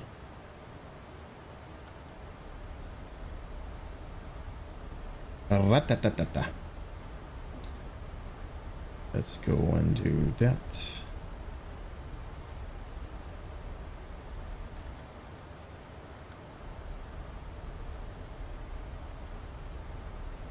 Yep, welcome back, Custard, indeed.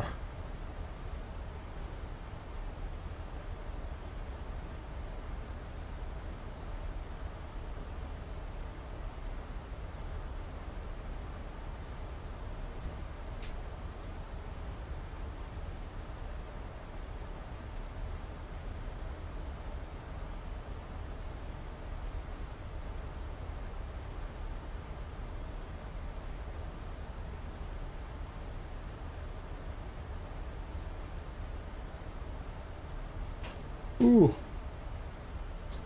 Thank you so much, guys, for joining on this fine Thursday. The week went by really quickly, actually.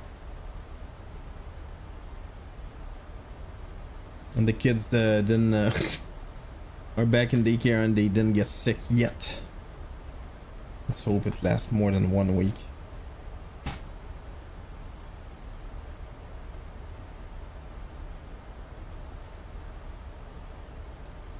Yet. Yeah, it's freaking... I don't know, man.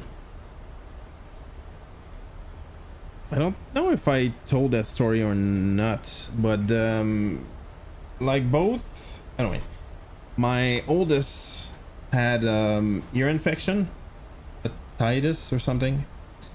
A double, like basically an infection in both ears, which apparently happens some, like when you get like a really bad cold or flu or something, like it happens. And the way I figured that something was up was simply because my daughter's like could barely hear anymore. And anyway, she got antibiotics and all of that, went to the doctor, and anyway, and she got better, and she's almost like 100% right now. And what was weird is the other one, the youngest, like she was not getting worse, but she was not getting better that fast either. And at some point we kind of went like, okay, dude, that's starting to be weird. And yeah, we went to the doctor with her, and she had the same thing, like an infection in both ears, just the same thing. Just like the symptoms were just not, I don't know, visually the same. So anyway, she's on antibiotics as well, and she's definitely getting better already. It's been only 3 days now, 2 days, and it's very obvious. Cayman 853, you're off course. Clear direct D0800, Resimo navigation. What? Affirm. Clear direct D0800. Resume on navigation. Cayman 853. Request vector for Cayman 853. Cayman 853, request not understood. Request vector Cayman 853. Cayman 853. Yeah, there you go. Copy. Yeah, you're stupid. You're useless, dude. Why is it wiggling? It's a thing that's like, see, if I move it on my Bravo, I don't know why it's doing that. It's almost like it's saying like, no dude, it should be, it's almost like they're pre defined place where it's allowed to go, but it doesn't fit with my hardware, so it's like wiggling like that. I don't know if it's a bug. I know everybody gets that, by the way. But yeah, I don't know if it's normal or like, in the end it doesn't change anything. Like the airplane like responds the exact same way. But yeah, it's super weird.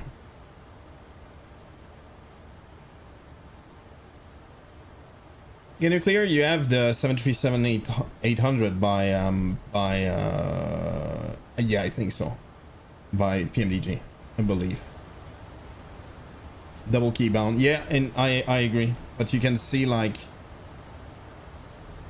if I stop moving, you can see it's not wiggling at all. That's just what it is. It's at certain spots that it does that. It's very strange anyway. That's 5.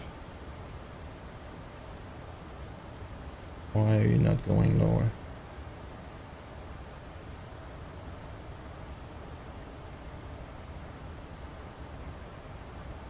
I'm not sure I get that, by the way. See the speed? I'm at flaps 5. I figured it should be at 5. That's the way it reacts in the NG anyway. Like, is it a bug or is it actually the way the like the max work? I'm not sure. Here's down. Oh, there we go. I don't know. Century, yeah, that's a great airplane. I didn't fly it in a long time now. At least it feels like that. Oh, see, that's definitely a bug. And I've had that before, and I know other people have it as well. It does that with the ILS as well. I do not understand the logic of it. Instead of readjusting really quickly, you can see I'm a little bit offset. It's like I'm going sideways instead of being perfectly aligned, and it's slowly getting back on track, but I don't think that's normal. It's a small thing, but it's still not normal. 25.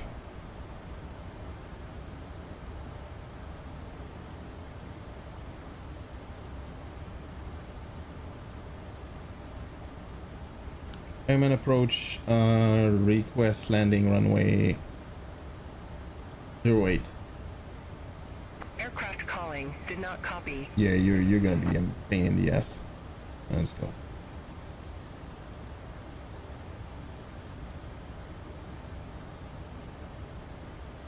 Let's go 40. The airplane balloons up, which is totally normal. Exactly the way the real airplane would react.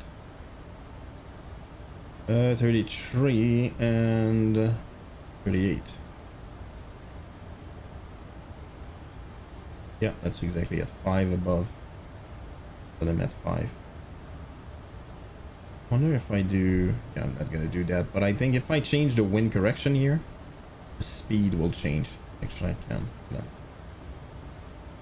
Yeah, there you go, changed.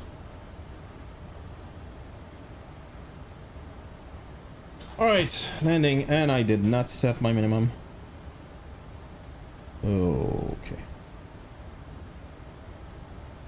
6:02, do I have time? 1,000.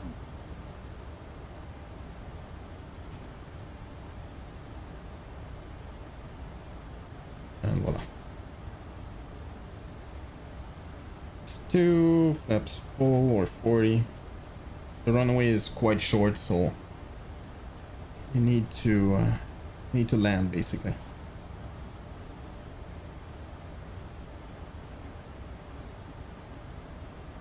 Approaching minimums. Minimums.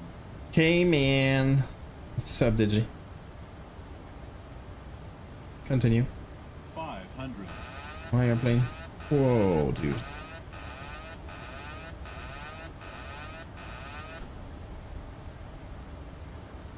Holy crap, dude. What's going on? Yeah, you know, I got used to the yoke being very, very sensitive. and I changed it back, and I feel now, yeah, it's way. It's not enough. Oh boy, that's not great. Right, back on track. Let's go. 50, 40, 30, I know. 20, 10. Oh, come on, man. Go tree. I'm happy with that. Beavers, huh?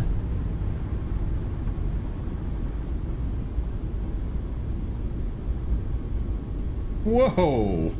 That's a weird bump. 80 knots. Annual brake.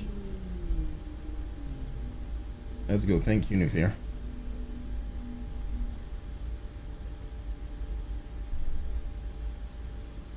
Jesus Christ, there's a bump in the runway.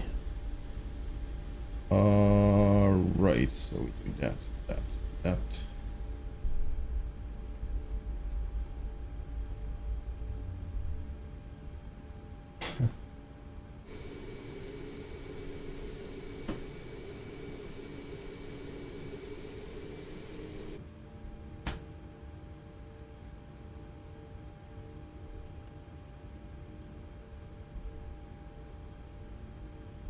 All right.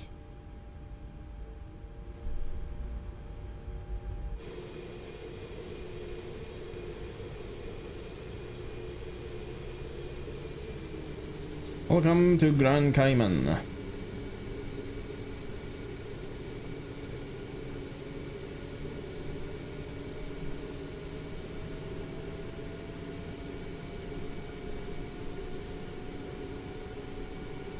Yeah, and we have those pink, very strange again. Those pink people. It should have worked, but it doesn't. Not sure why, but. And stop.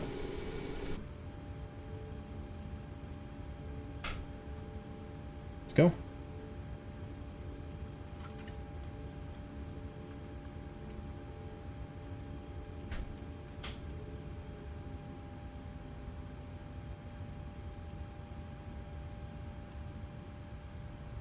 Hello. Oh! Look who's there.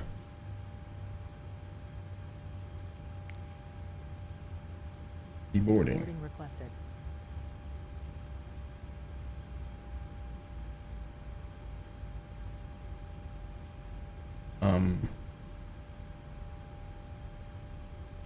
Okay.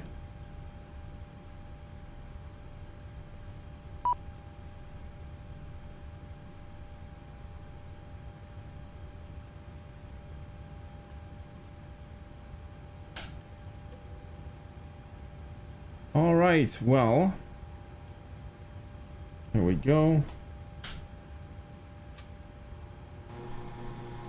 What the hell is going on?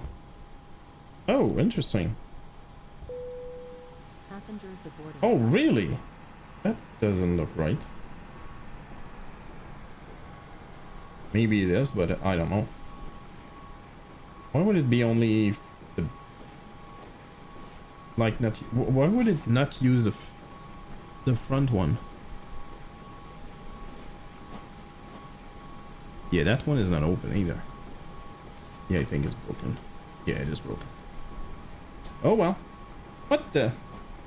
There you go. That's Frank over there. F5E.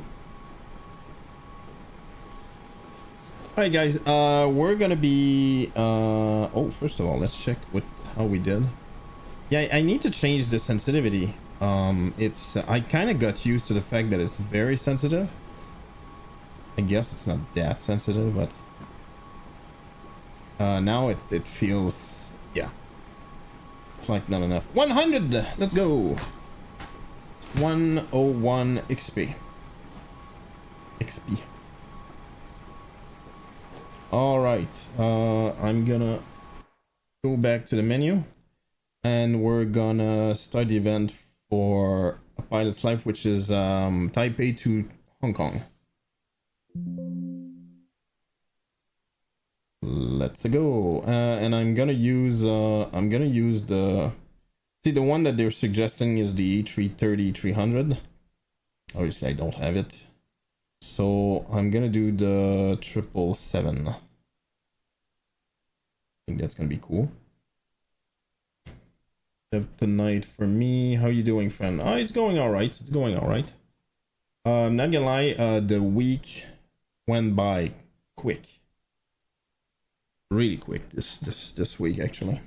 Not sure why, but hope you're doing well too, Digi. Same here. Yeah, I believe it from your point of view for sure. How are things at home, Digi? Getting better slowly?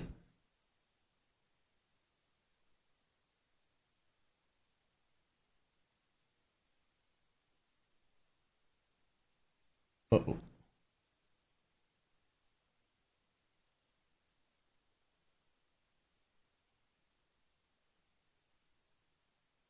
Poetry, that's cool.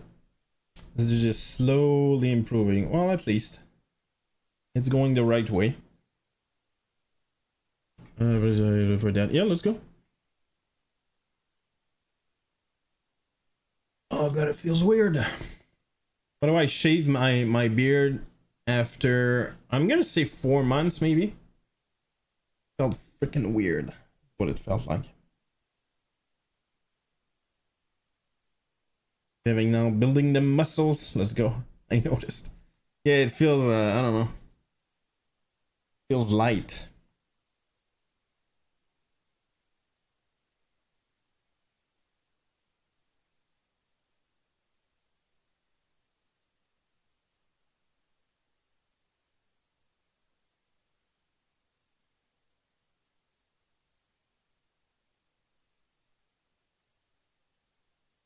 All right, 777, let's go.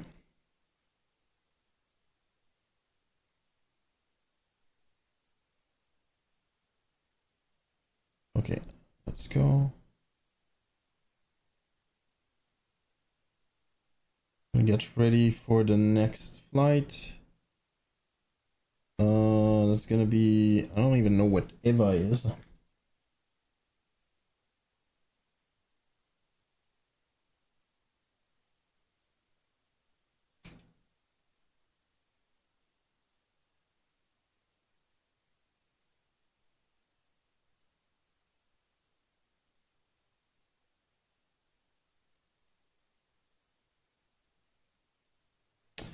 One hour 17. I like that.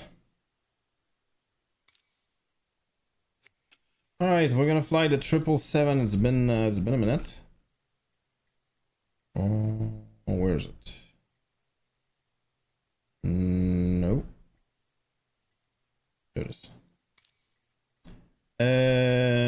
Let's see. Oh. Ooh.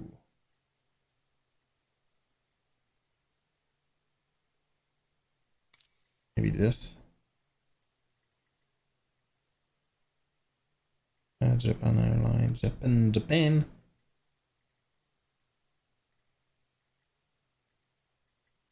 Qatar, Thai, Singapore, Turkish, United, Turkmenistan. All right. All right. We're gonna do this one. RCTP.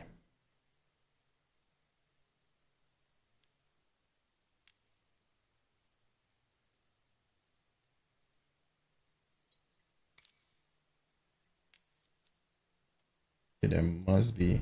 There you go. Let's go. All right.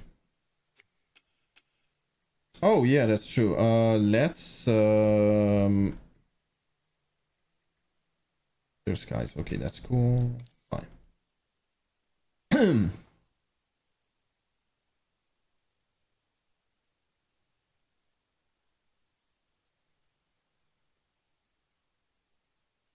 Oh boy.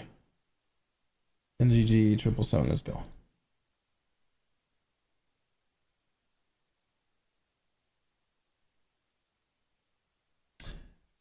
Oh! Isn't that nice?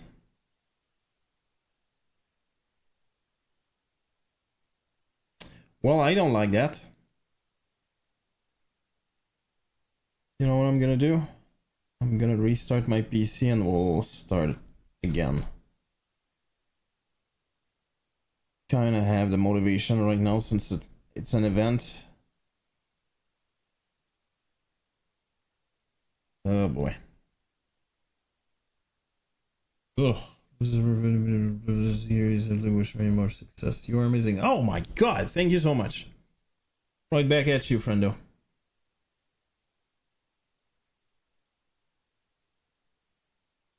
Yeah, thank you so much. Very happy to have you around, friendo.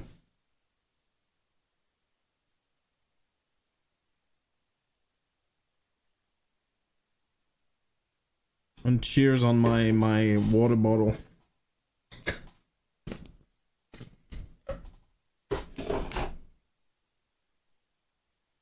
You guys don't see nothing because I'm rebooting. And that's the fantastic part about having two PC set up. You can do that.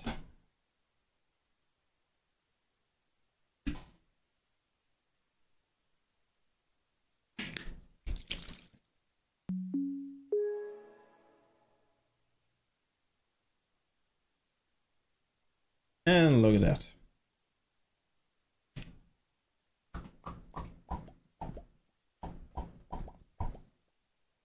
Racing us at Corsa earlier. Oh, let's go. It looks like it's your game for racing. Just gonna change that real quick. Something stupid show up.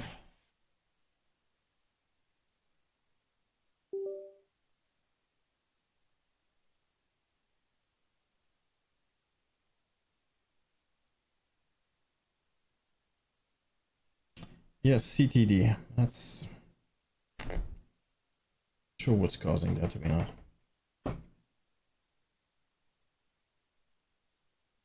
Or hanging out and cruising. I don't know what that is. Is that like an extension or something? A DLC? What is an absolutely powerhouse? Oh, let's go. It's not an F1 thing, right? It's like a Gran Turismo kind of thing. It's a map mode. Okay, got mud. To be sure. Oh, that's pretty cool. Yeah, it's probably similar to what I remember of Gran Turismo. That's my best comparison anyway. GT and the racing games. Got it.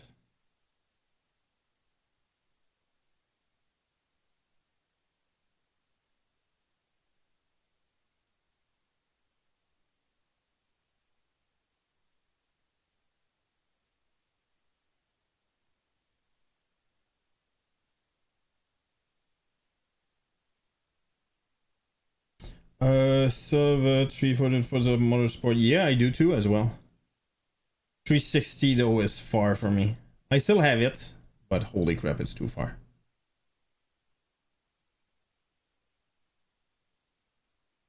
And I just removed.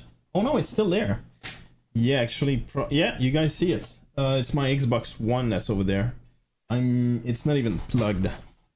I think it's been in that state for probably 2 years now, maybe more.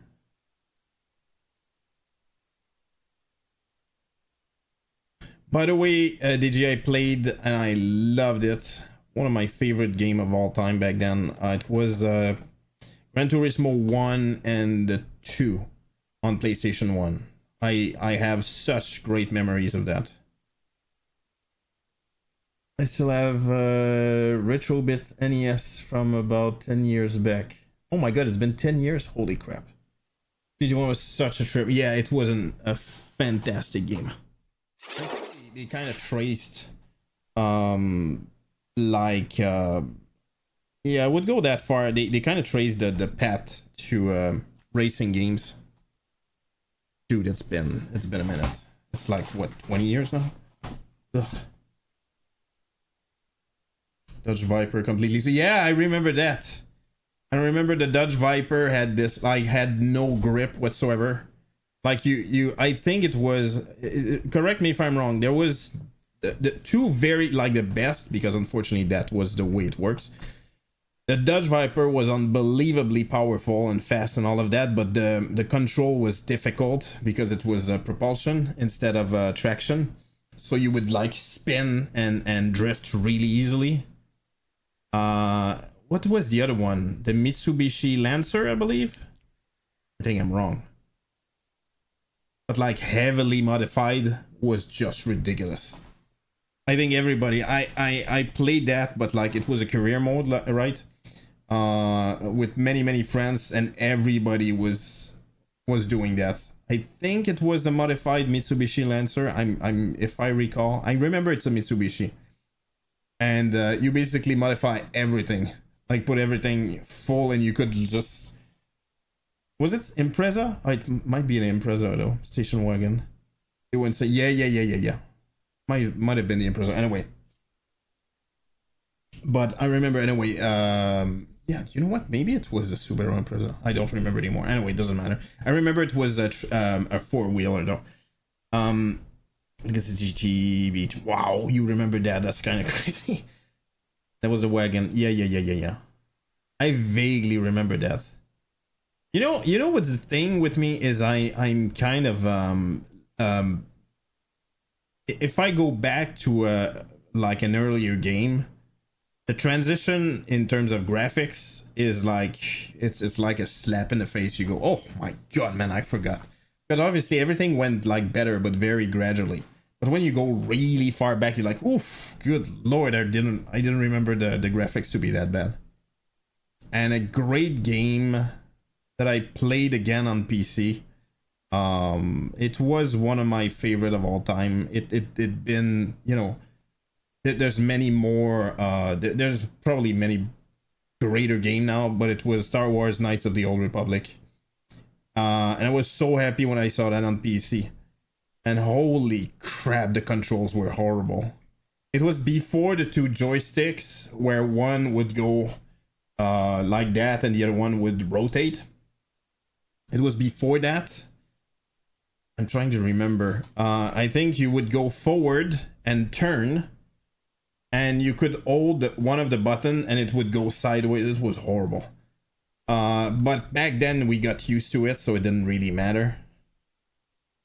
Oh man, it was so difficult to go back to it. But I played it again though. I think I played it. I don't remember, dude. Anyway, point is, I love that game. The first and second one, and they never made a Knights, Star Wars Knights of the Old Republic like that good afterwards, in my opinion at least. And the MMO was like not comparable.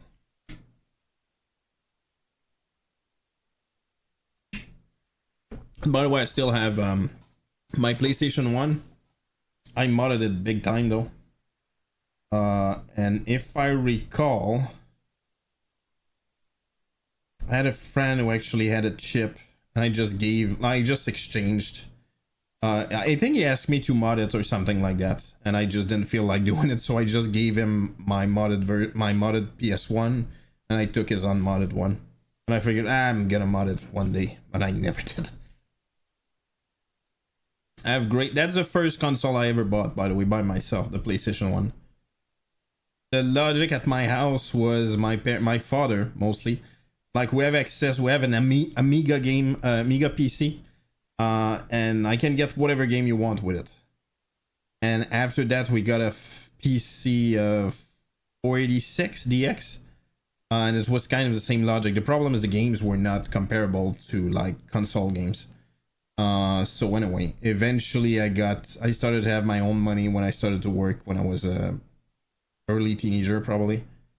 And yeah, that's the first one I ever bought, the PlayStation 1. And I had a lot of fun modding those things. Holy crap. And the second one was the Xbox original, which I modded even more. Holy crap. Like a lot. The chips that they made for that thing were so freaking cool.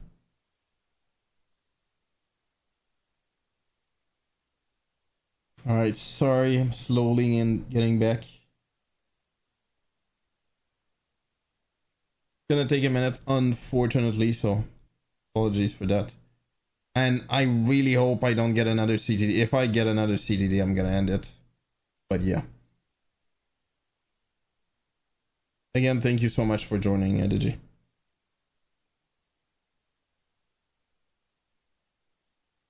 Some brief.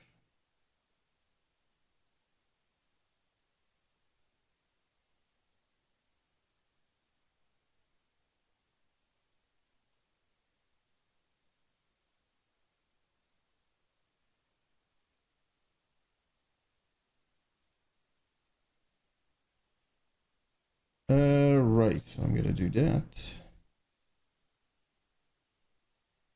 Better days for both of us. Yeah. No, honestly, I'm exhausted. I'm tired because life is.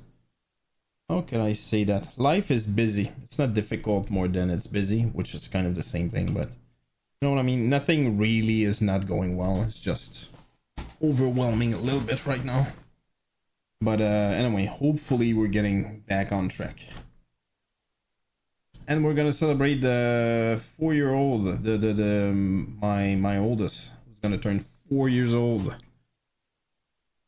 on, I believe, Monday or Tuesday, but we're gonna celebrate that on Sunday.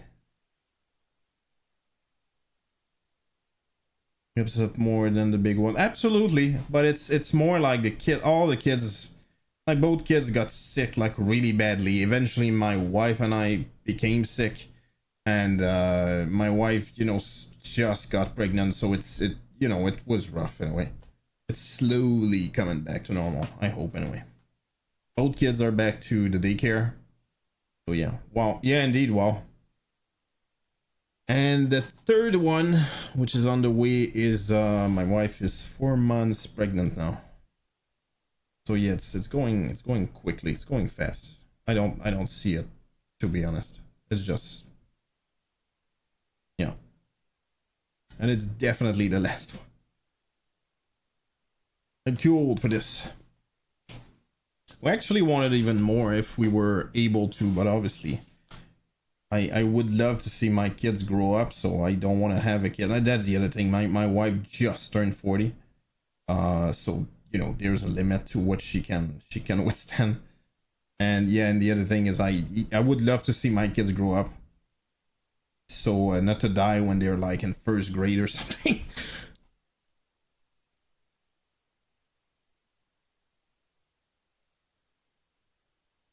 If I can. Yeah, that's gonna take a minute and I apologize again. Right, let's start. You know what? I'm starting to think that SPAD at times, if you load SPAD, if SPAD is loaded before you start a flight, it looks like it's causing problems at times. I'm not sure if that's what it is, but anyway. How interesting that is. You can see that the runway is a little bit skewed compared to that like big rectangle that they made.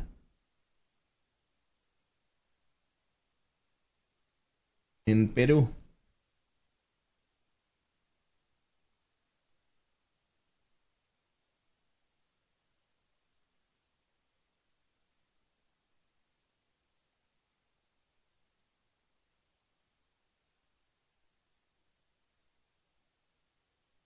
Did you get a CD? Yeah, I did, Custom.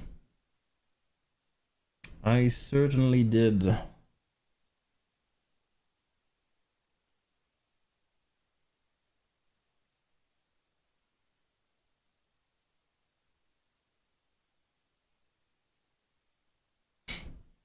Who's bad?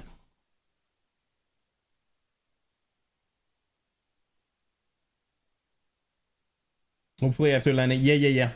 After I went back to the main menu when I started another one.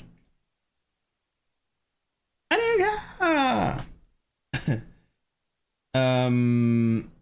after I loaded into another flight, then I got a CTD. But again, that's kind of why I'm thinking there's so many things that connects to the sim right now that it can be so many things. Active Sky was not on, so that's not it. It could have been a SPAD, it could have been a pilot's life. Could have been FSU IPC. I don't know.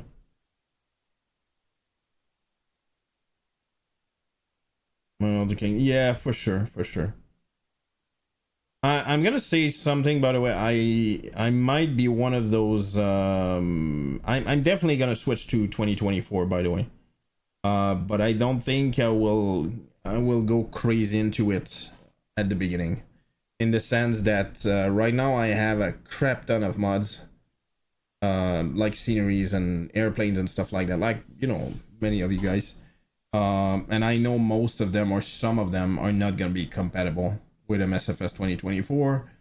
And just like you said, Custard, most probably we're gonna get like CTDs or like weird stuff happening. Hopefully not many, but who knows. So yeah, I'll probably have to wait a little bit longer. Otherwise, the only thing you're gonna see me do on stream is basically reloading.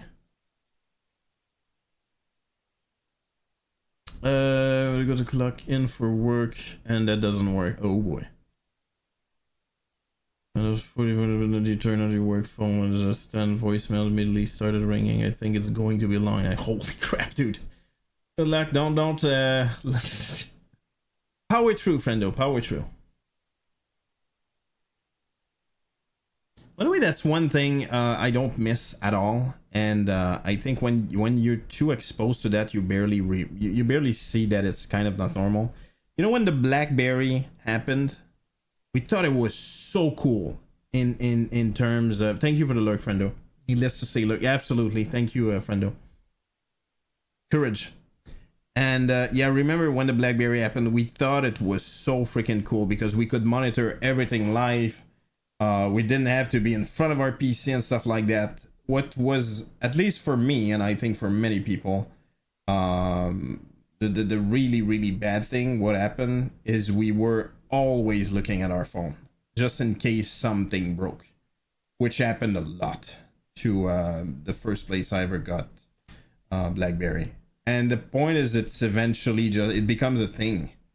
You just do it. It's normal. You're so lucky you have that BlackBerry. And at some point I almost went crazy, like, okay dude, that's just it was insane.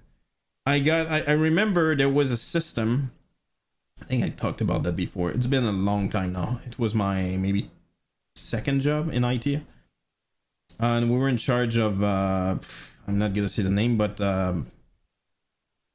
vacation website where you could book stuff and, you know, search for bundles and flights and different things. And it was made in three tier, and no tier can be connected. Can I say that? Only the front end has access to the internet, and if you wanted to, let's say, fix something, let's say on the back end, you would have to connect into the first one, into the second one, and to the third one. It was all Linux back then. And I remember it was what was it? Java website, IBM WebSphere. Wow. And yeah, and it would break so often, and it was just becoming normal. And you know how, and we had a system for monitoring, and there was so many false positive, like, you know, you get an alarm like, okay, something is wrong again. There was so many false positive that, you know, when we knew something was broken, we would receive like 50 emails. I'm not even kidding, that's the truth. 50 emails like in, let's say, 2 minutes, and we go, okay, something is most probably broken. And the only way you could bring everything back, because it was not only many tiers, maybe some of you guys know that, but if you deal with credit cards and stuff like that, there's like a way, I don't remember the name, but there's a standard for that to be certified, whatever. And the other thing is, it was load balanced and all of that was a lot to manage in a way. And basically you had to stop everything in an order and restart everything in an order, and you have to wait until the first service is up in order to start the second one. So restarting everything, and it was the only way we would guarantee that it was most probably everything will be working fine. And I swear restarting everything would take at least At least half an hour.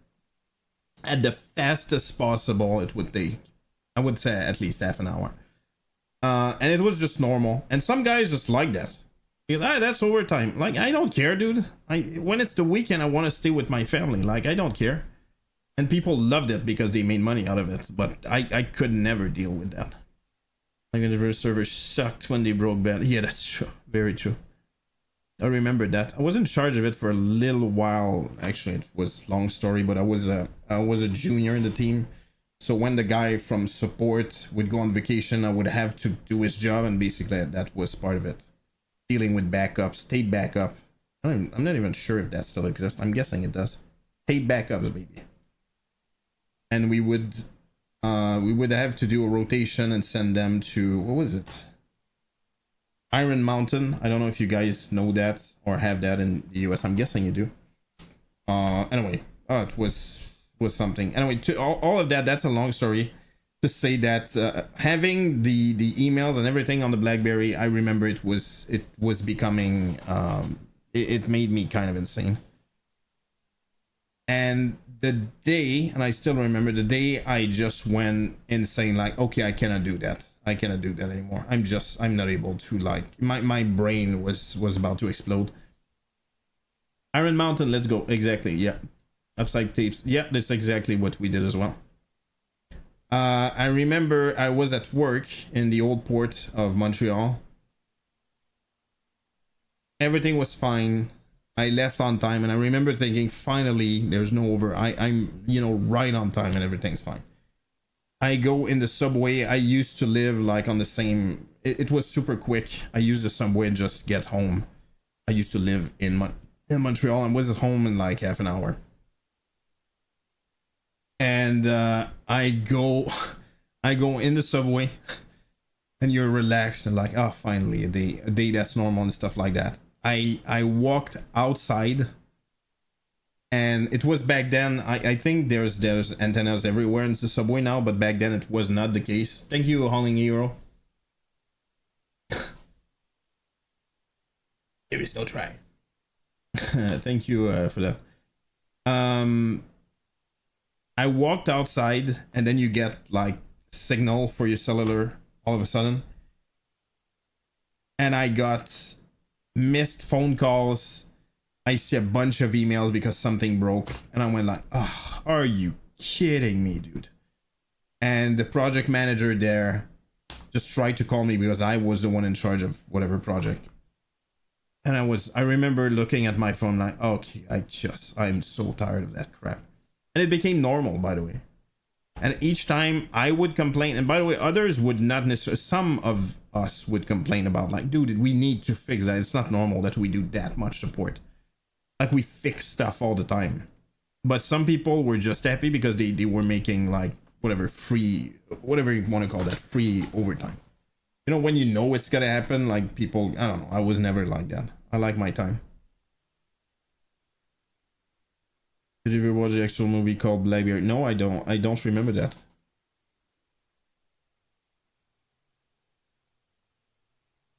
Alright, let's pray to the gods of flight sims that it doesn't crash again, because if it crashes, I'm not gonna start over.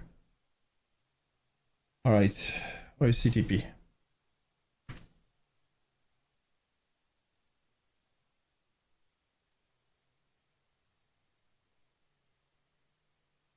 The story of the company BlackBerry is just freaking sad, honestly.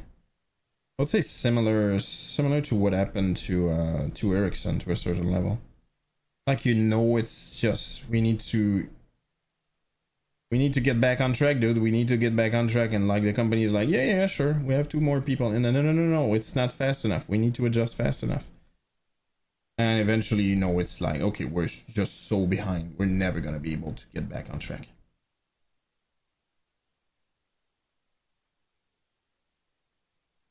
Anyway, at that point, I started actively to look for another job. I was just not able. There was people, I swear to God, it was almost like an addiction. Like, they would get really nervous if they didn't have their BlackBerry next to them. BlackBerry, I've never heard of that, by the way. Oh, 2023. So it's very recent.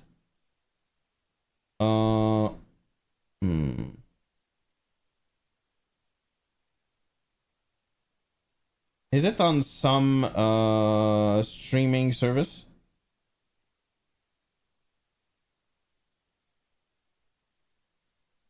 I will.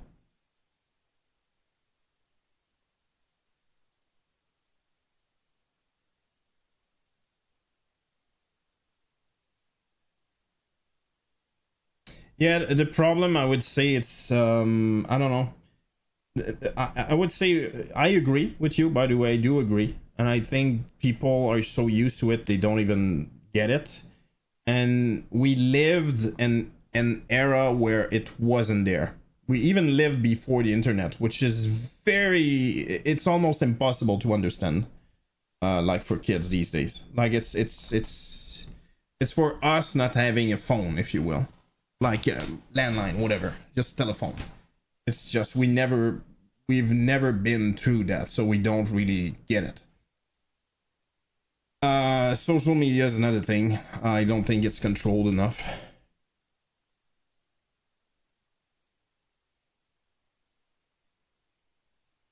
I was first one to reach pays the bill. Holy crap, really? Oh, that's pretty cool. That is freaking awesome, dude.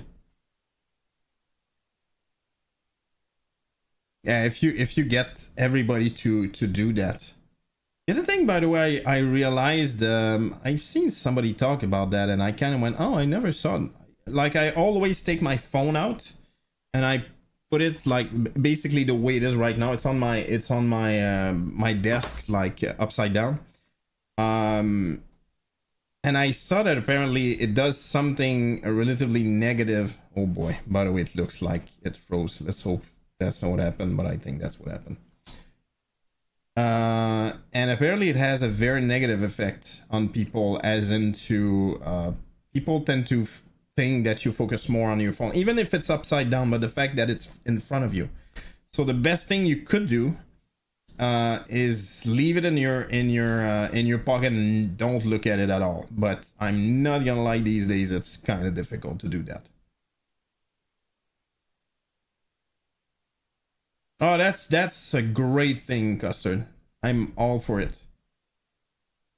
You know what happened recently, and by the way, don't blame my wife at all, but that's the truth. I tried many times. I tried to my phone is somewhere in the house, and I leave it on purpose somewhere else. Like I don't want to have it near me, so I don't get that reflex to just look at it. And you know, obviously we have kids, and she got mad at me a couple of months ago, I would say. Because like, where the hell were you? Why didn't you just answer me? And she didn't call or anything. She just texted me. I said, well, I didn't have my phone next to me. You know what I mean? Like, that's it. Who cares? Like, what's the big deal? But the problem is, as people, we assume that the other one, everybody has their phone next to them. So it's starting to be weird, to the point like, why the hell didn't you answer? Well, I didn't have my phone. Who cares? Like, that's just a phone. It doesn't matter. But it's you know, it's we take that for granted. Yeah, you should have your phone on you. That's it. We stuck with $300 bill. That's that. There's that. There's that indeed. You know about $300 bills? One thing that I realize with kids, even though they don't, you know, they don't cost a lot yet. Yeah, by the way, I'm pretty sure it's broken right now. I'm gonna say it probably is. I'm gonna be a little bit patient just in case, but I think you can see it. I think it's broken. Usually I kind of know what to do to make it happen, but I require to reload. I'm not gonna do that a third time. Yeah, I realize that with kids, everything, like it's obvious. It goes without saying, but I don't know, when you have the kids, it's very obvious. Like I don't know, you go to a zoo. Well, you have 2 more people, in my case 2, soon enough 3 more people, and dude, you can see the bill go up quickly. We went to what was it? Well, it was by car. That's a different story, but Anyway, the point when you pay per person, you're like, Jesus Christ, why is it so expensive? You're like, yeah, you're 4 now. It's not 2, you're 4. So yeah. Hey, Flaghound, what's up? Good evening, sir. You're very welcome to see a frozen screen. I'm gonna have to end the stream. It's the second time I load. I reload. That's what I get. So yeah. Yeah, Flighthound, who's a developer on. I think it was Tracker. Yeah.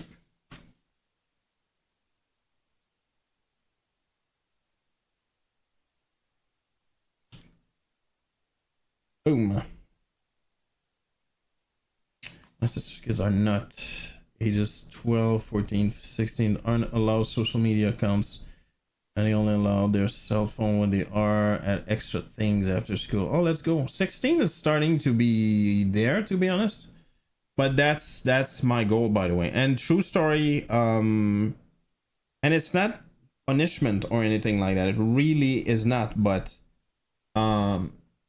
it's not like you're not allowed to do that. No, it's just they shouldn't be doing random stuff. My kids never ever have. I never give my phone or tablet to my kids and just like do whatever. I never do that ever. There's plenty of things you do, and same thing with the TV. It's proven that it's really bad for the development. Like, I'm not making that up. That's the truth. Do you know about you? Oh no, frozen screen. Yeah, definitely frozen. By the way, I'm gonna stop it. It's obviously frozen. So yeah, the TV happens. Wow, it's broken big time. Fantastic. Yeah, it's broken. Hold on. Yeah, no, the TV, even the TV, we read that and we both agree it was very easy to control, which technically they say that you should not really expose a screen. It's not necessarily TV, tablet, whatever, to a kid under 3. It's obviously, you know, an average number, but you get the idea. And with the first one, we definitely did that. And by the way, to this day, even today, they have TV for 1 hour, only 1 hour, just before going to sleep. Like, they watch their own show, like what is it? What is that called? Paw Patrol. They used to watch Peppa Pig and stuff like that. But the point is, we would control that. We never ever just gave a tablet as like, okay, go for it. Ever. No matter the situation, no matter if you're on an airplane, no matter if they're bored, if it's difficult. Like, we don't leave them to their, you know, to themselves, obviously. But there's like a piece of paper, pen, just draw something, whatever. There's many different ways that they can enjoy themselves. And yeah, lately, probably you guys have seen that. It's kind of a tablet where you just draw on it. It's not a real tablet, but it looks like a tablet. So basically the kids feel like they're part of the thing. And the other thing is, I realized, like, dude, most of my work is on my phone. So it's difficult to not show them, you know, to tell them it's a bad thing, even though I have to look at it. Does that make sense? Like, that's literally what, there's no office for me, you know what I mean? I mean, that's here, but like, I don't know. There's an update for a plane. There's something I need to update for MSFS for the stream and stuff like that. Well, dude, I need to watch that on my phone. That's just kind of part of it, yeah.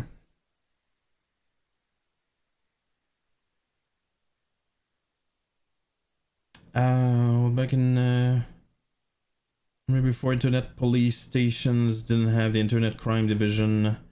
So much bad stuff happens with kids online. Yeah, I'd say it still happens, but it's different. At least there's some kind of awareness, but I think, I don't know. I don't think internet is really understood. I have the Honda Link app set up on my phone. Because of the driver and the limit their speed on the car so kids don't oh, really? Is that so? I did not know that. You know what's stupid about Mazda? I'm gonna say something I really hate about Mazda. There's the app for that, and you even need the app. Like, as soon as you get the car, you need to sync with it because of different things. But you can only have one person. How freaking stupid is that? Like there's a GPS in it, so you can know exactly where the car is and stuff like that. There's not much information, in my opinion, that's super useful about it. But anyway, but I figured, okay, my wife is the main, like that's her car, so I figured, oh, okay, I'm gonna log on it. As soon as I logged on it, I kicked out my wife, and what the freaking hell is that? And yeah, we confirmed that you can only be one person at a time on the car. Like, okay, that's the dumbest thing ever.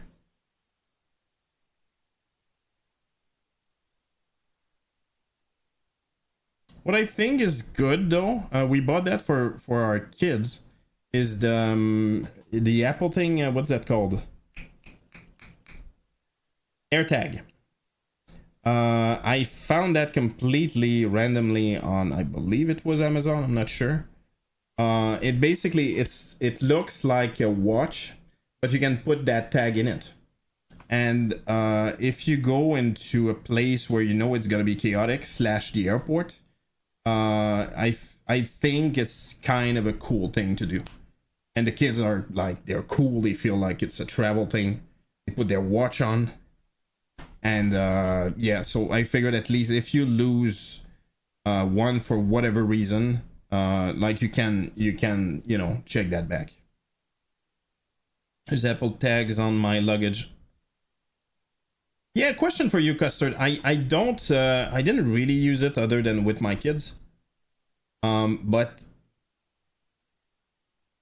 you can see where it is no matter where you are. Like if it was on the plane or terminal. Oh, is that so? Correct. Oh, is that so?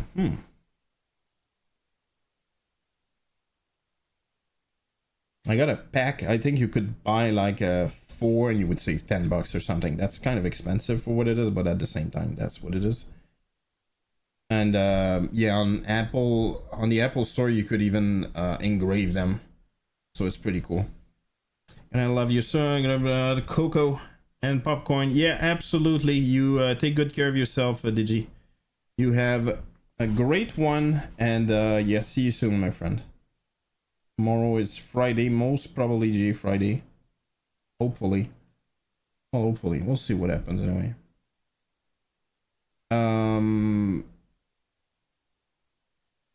Yeah, it's gonna be beer time too. I still have 4 tags. They can be handy. I think I have one. You know what? I almost forgot actually. Oh yeah, that's wonderful. I found that for you suburbaners. I found that in my glass. Oh, there it is. Actually, I forgot. Yeah, check it out. You know when I said that's you can have them engraved? That's my initials. And there's a little monkey next to it. And my kids have their initial as well. Their initials. And one is a mouse, the other one is something. Whatever, it doesn't matter. So yeah, that's what it is.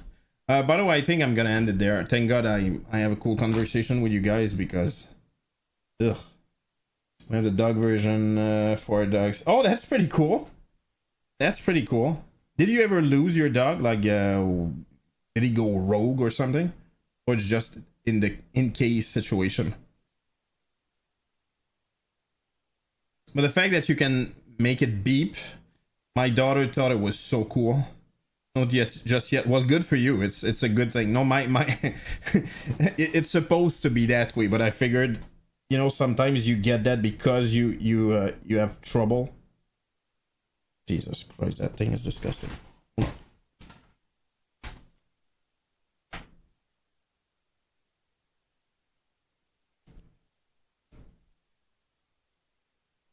had a friend, by the way, who had a dog. And the dog was, let's be honest, a little bit crazy. So the scanner that detects Apple tags, because put them. Yeah, it's there's a new thing, by the way, Custard. I don't know if you knew that. If you're close, they added that on, I believe, phones and tablets and stuff like that. If you're in close proximity to an AirTag, that you are not paired with, you will get a warning.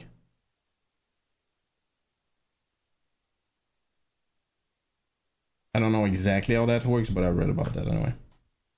Yeah, true story. A friend of mine a long time ago, again, when I was in college.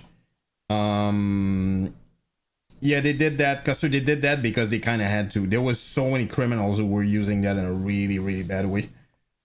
Yeah, they had a dog and it was kind of crazy, and like they would open the door to just answer to whatever, somebody ringing at the door, and the dog would just bolt.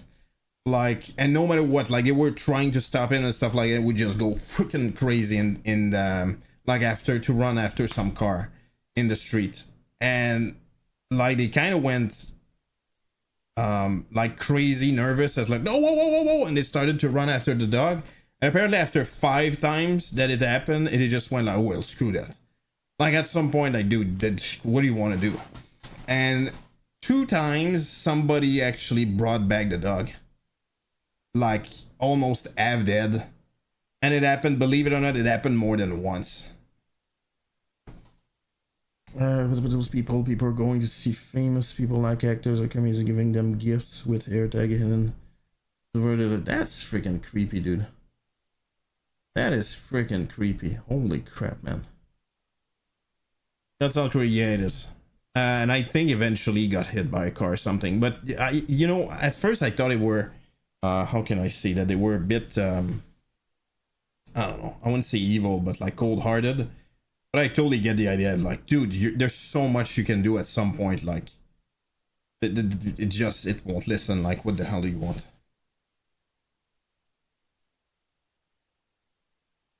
I don't have an animal. Don't have a companion, and for 2 years now.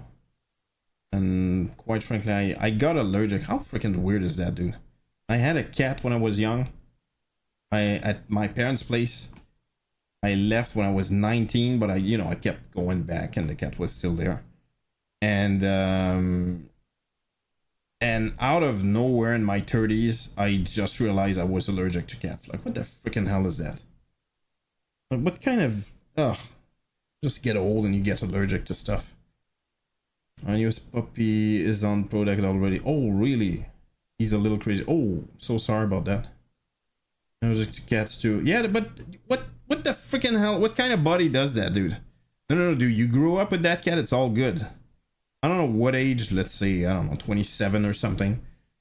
I started to have the weird reaction. I didn't get it at first. It took me a minute to understand. Dude, I think it's the freaking cat. And now it's. I wouldn't say it's crazy, but it's obvious.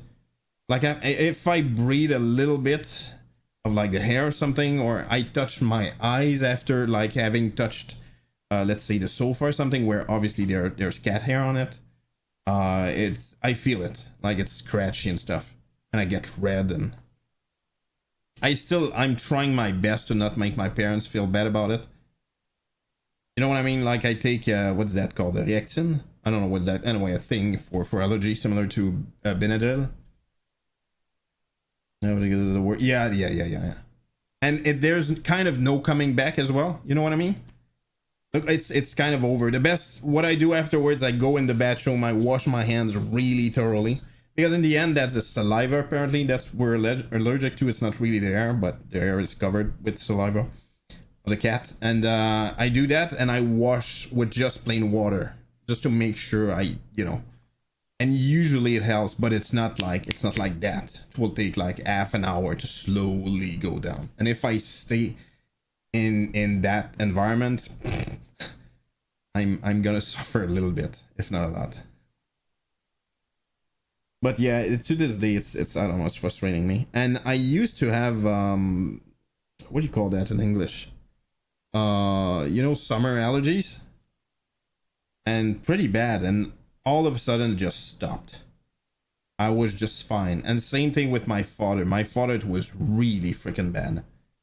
And out of nowhere, I don't know what happened, but it stopped. Like I don't feel anything anymore.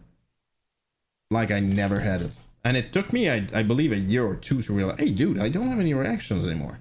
You always figure, okay, that's probably because I don't know, there's more whatever plant that does that, or you're in that city, so that's the reason. But I think, dude, nothing changed. Why the hell? And yeah, I stopped being allergic. So weird that our body can change like that. I don't know if you knew that. Or can people develop allergy? Yeah, exactly. I don't know if you knew that, but that's absolutely true. That's not just a theory and stuff like that.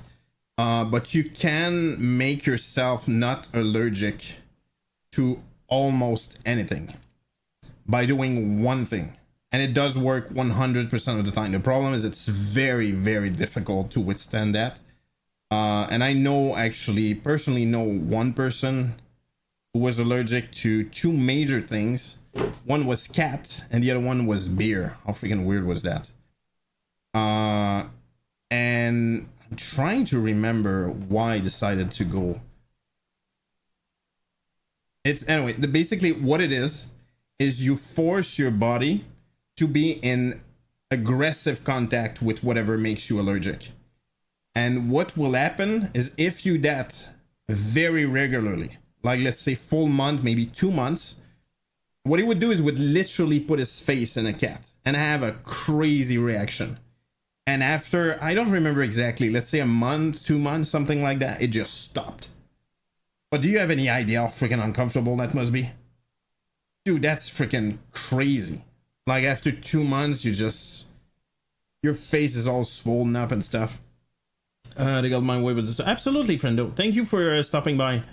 You have a great evening, and yeah, let's hope. I hope I see you soon enough, Custard. And my best to the missus, obviously.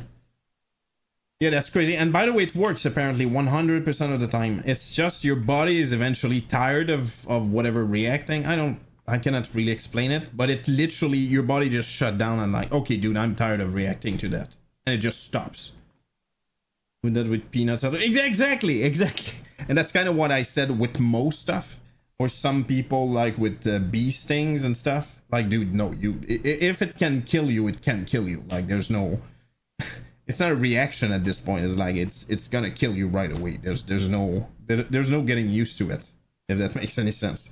That's not the way it works. But yeah, true story. And the guy with the beer, that's the same guy, by the way. But he was like, you know, he was at school and stuff like that. The situation is different. You cannot do that if you have whatever kids or normal life. You have to go to work. You know what I mean? That's I don't know. If people are able to do that, good for them. But and yeah, the beer. Apparently, every day he would drink a beer and he would throw it up, like throw up. Sorry, he would throw up, and after whatever time, it just stopped. It literally just stopped happening. But apparently it works all the time. But no, I cannot believe I have the patience for that. I most probably will just stop that there. Yeah. And the guy was actually studying, I don't remember what, and that's kind of why I knew that. It was related, like biology or something like that. I don't remember, but like it was related. Like he didn't just read that somewhere. Like he kind of knew that's the way it works, and he kind of went, okay, well, you know what? I'm tired of being allergic to cats, and he literally got the cat of a friend. And I'm not even kidding. He told me that, like he took the cat and rubbed the cat in his face, and he would have a crazy allergic reaction. I'm like, Jesus Christ, really? And I couldn't tell you, I know I'm rambling, but I think after a month, maybe 2 months, it just completely stopped. It just stopped having a reaction.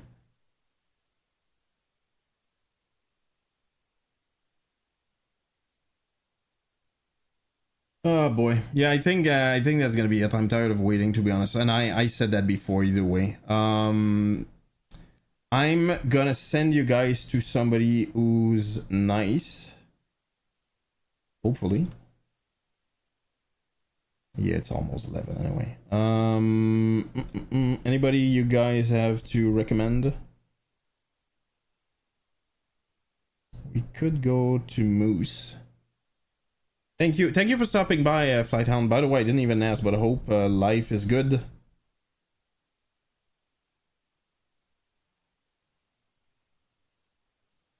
If you could stay just a minute. Yeah, there you go. Obviously, it's loaded. I'm gonna do my test and see what happens, and tomorrow we're gonna be right back. So if you could stay a little bit longer just to spam the emote and spread the love and yeah, say good things about the stream. Have a good one. Bye bye.